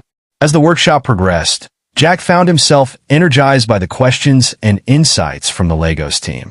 Their challenges were different from those Sao Paulo had faced. Rapid population growth, informal settlements, a different climate, but the underlying principles of adaptive, community-centered management could still apply. Your situation reminds me of where we started, Jack told them. We had to learn to see our challenges not as obstacles, but as opportunities for innovation. As the day wound down and the Lagos team departed, filled with new ideas and plans, Jack felt a familiar mix of satisfaction and restlessness. They had achieved so much, but there was still so much more to do. Later that evening, as Jack was preparing to leave for the day, Dr. Oliveira appeared at his door. Her face was serious, and Jack immediately knew something was up. "Jack, we need to talk," she said, closing the door behind her. "I've been analyzing the long-term climate projections for Sao Paulo and the surrounding region. The data is not good." Over the next hour, Dr. Oliveira laid out a sobering scenario. While their water management system had been successful in dealing with current challenges, the climate models predicted a future of more extreme weather events, prolonged droughts, and potential mass migration from harder-hit regions. "Our current system might not be enough," she concluded. "We need to start thinking even bigger, even more long-term." As Jack absorbed this information, he felt a familiar stirring of excitement and apprehension. This was a challenge on a scale they hadn't faced before, one that would require them to push the boundaries of their knowledge and capabilities even further. "You're right," Jack said after a moment of thought. "We can't rest on our laurels. It's time to take everything we've learned and apply it to an even bigger challenge. Over the next few weeks, Jack threw himself into research and planning. He reached out to climate scientists, urban planners, and experts in fields he had never considered before, from agriculture to social psychology. He organized a series of think tanks, bringing together diverse perspectives to tackle this new, complex challenge. One evening, as he was poring over climate models late into the night, Jack received an unexpected call. It was from Mike, his old friend and colleague from back home. "Jack, my friend," Mike's voice crackled over the line. "I hear you're cooking up something big again. Word travels fast in our field these days." Jack couldn't help but laugh. "News does travel fast. We're facing some big challenges here, Mike. Climate change is going to hit us hard in the coming decades. We need to start preparing now." There was a pause on the other end of the line. "You know, Jack," Mike said slowly, "it's not just Sao Paulo. We're seeing similar projections all over the world. Maybe it's time to think even bigger." As they talked, an idea began to form in Jack's mind. What if they could create a global network of cities, all working together to address the challenges of climate change, sharing data, resources, and innovations in real time? The next morning, Jack called an emergency meeting with his team, the mayor, and key stakeholders. As he laid out his vision for a global urban resilience network, he could see the mix of excitement and trepidation on their faces. It was ambitious, perhaps even audacious, but it might be exactly what the world needed. "This will be our biggest challenge yet," Jack concluded. "It will require us to learn new skills, to collaborate on an unprecedented scale, to think in ways we've never thought before. But if we've learned anything over the past few years, it's that the solutions to our biggest problems often come from unexpected places."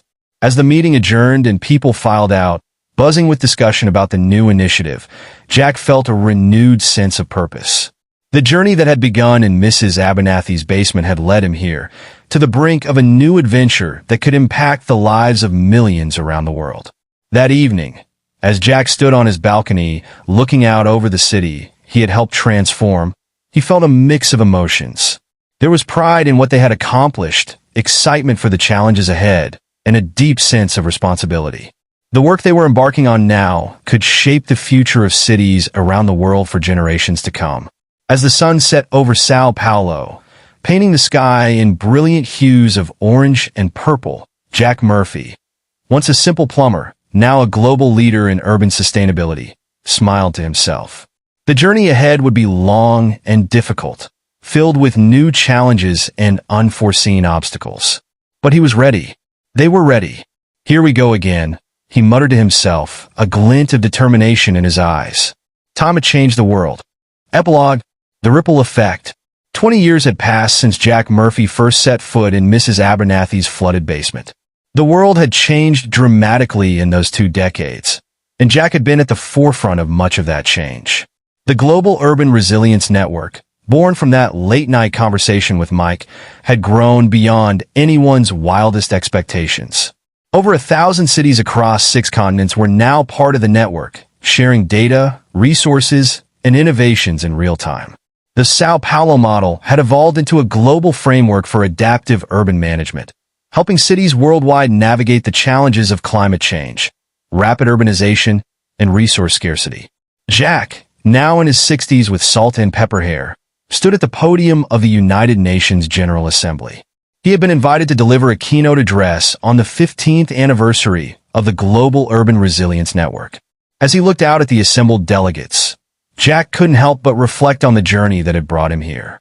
From a small-town plumber to a global leader in urban sustainability, it was a path he could never have imagined. "Distinguished delegates, honored guests," Jack began, his voice steady and confident. 20 years ago, I was called to fix a leak in a basement. Today, we stand together, representatives of cities around the world, united in our efforts to build resilient, sustainable urban communities. He went on to outline the progress they had made, the dramatic reduction in urban water scarcity, the innovative solutions for energy management, the community-led initiatives that had transformed once marginalized neighborhoods into thriving hubs of innovation. But Jack was not one to rest on his laurels. "We have achieved much," he continued, "but our work is far from over. The challenges we face, climate change, inequality, rapid technological change, are evolving faster than ever. We must continue to learn, to adapt, to innovate. As he concluded his speech, Jack emphasized the importance of collaboration and continuous learning. The solutions to our greatest challenges often come from unexpected places, he said, thinking back to that flooded basement where it all began. We must remain open to new ideas, new perspectives, and new ways of thinking. The applause that followed was thunderous, but Jack hardly noticed. His mind was already racing with new ideas, new challenges to tackle. Later that evening, at a reception hosted by the UN Secretary-General, Jack found himself surrounded by a diverse group of urban leaders, scientists, and innovators. Among them was Maria, now a respected global expert in community-led urban development, and Dr. Oliveira, whose work on AI-driven urban systems had revolutionized city management worldwide. As they reminisced about the early days in Sao Paulo, Jack felt a profound sense of gratitude for the opportunities he had been given, for the people he had met along the way, for the chance to make a real difference in the world. But even as they celebrated their achievements, Jack knew that their work was far from over. Climate change was still a looming threat. New technologies were reshaping urban life in ways they were only beginning to understand, and millions around the world still lacked access to basic urban services. As the reception wound down, Jack slipped away to a quiet balcony overlooking the New York skyline. He pulled out his worn notebook, the same one he had used to sketch out his first diagrams in Mrs. Abernathy's basement all those years ago. On a fresh page, he began to jot down ideas for their next big challenge. There was talk of expanding their work to developing sustainable lunar colonies, of creating a global network of floating cities to address rising sea levels, of revolutionizing urban food production to ensure food security in a changing climate. The challenges ahead were daunting, but Jack felt a familiar spark of excitement. He thought back to that moment in Mrs. Abernathy's basement, when he had first realized that a simple plumbing problem could be the key to understanding complex systems. Every challenge was an opportunity to learn, to grow, to make a difference. And as long as there were problems to solve and lives to improve, Jack knew he would keep pushing forward, keep learning, keep innovating. As he closed his notebook and looked out at the city lights, Jack Murphy, plumber, innovator, global leader, smiled to himself. The journey that had begun in a flooded basement had taken him further than he could have ever imagined. And yet, in many ways, he felt like he was just getting started. The world was changing, new challenges were emerging, and there was still so much to learn, so much to do. But Jack was ready to face whatever came next, ready to keep learning, ready to keep making a difference, one problem, one innovation, one city at a time. As he turned to rejoin the reception, Jack felt a renewed sense of purpose and excitement for the future. The next chapter of their global journey was just beginning, and he couldn't wait to see where it would lead. The end.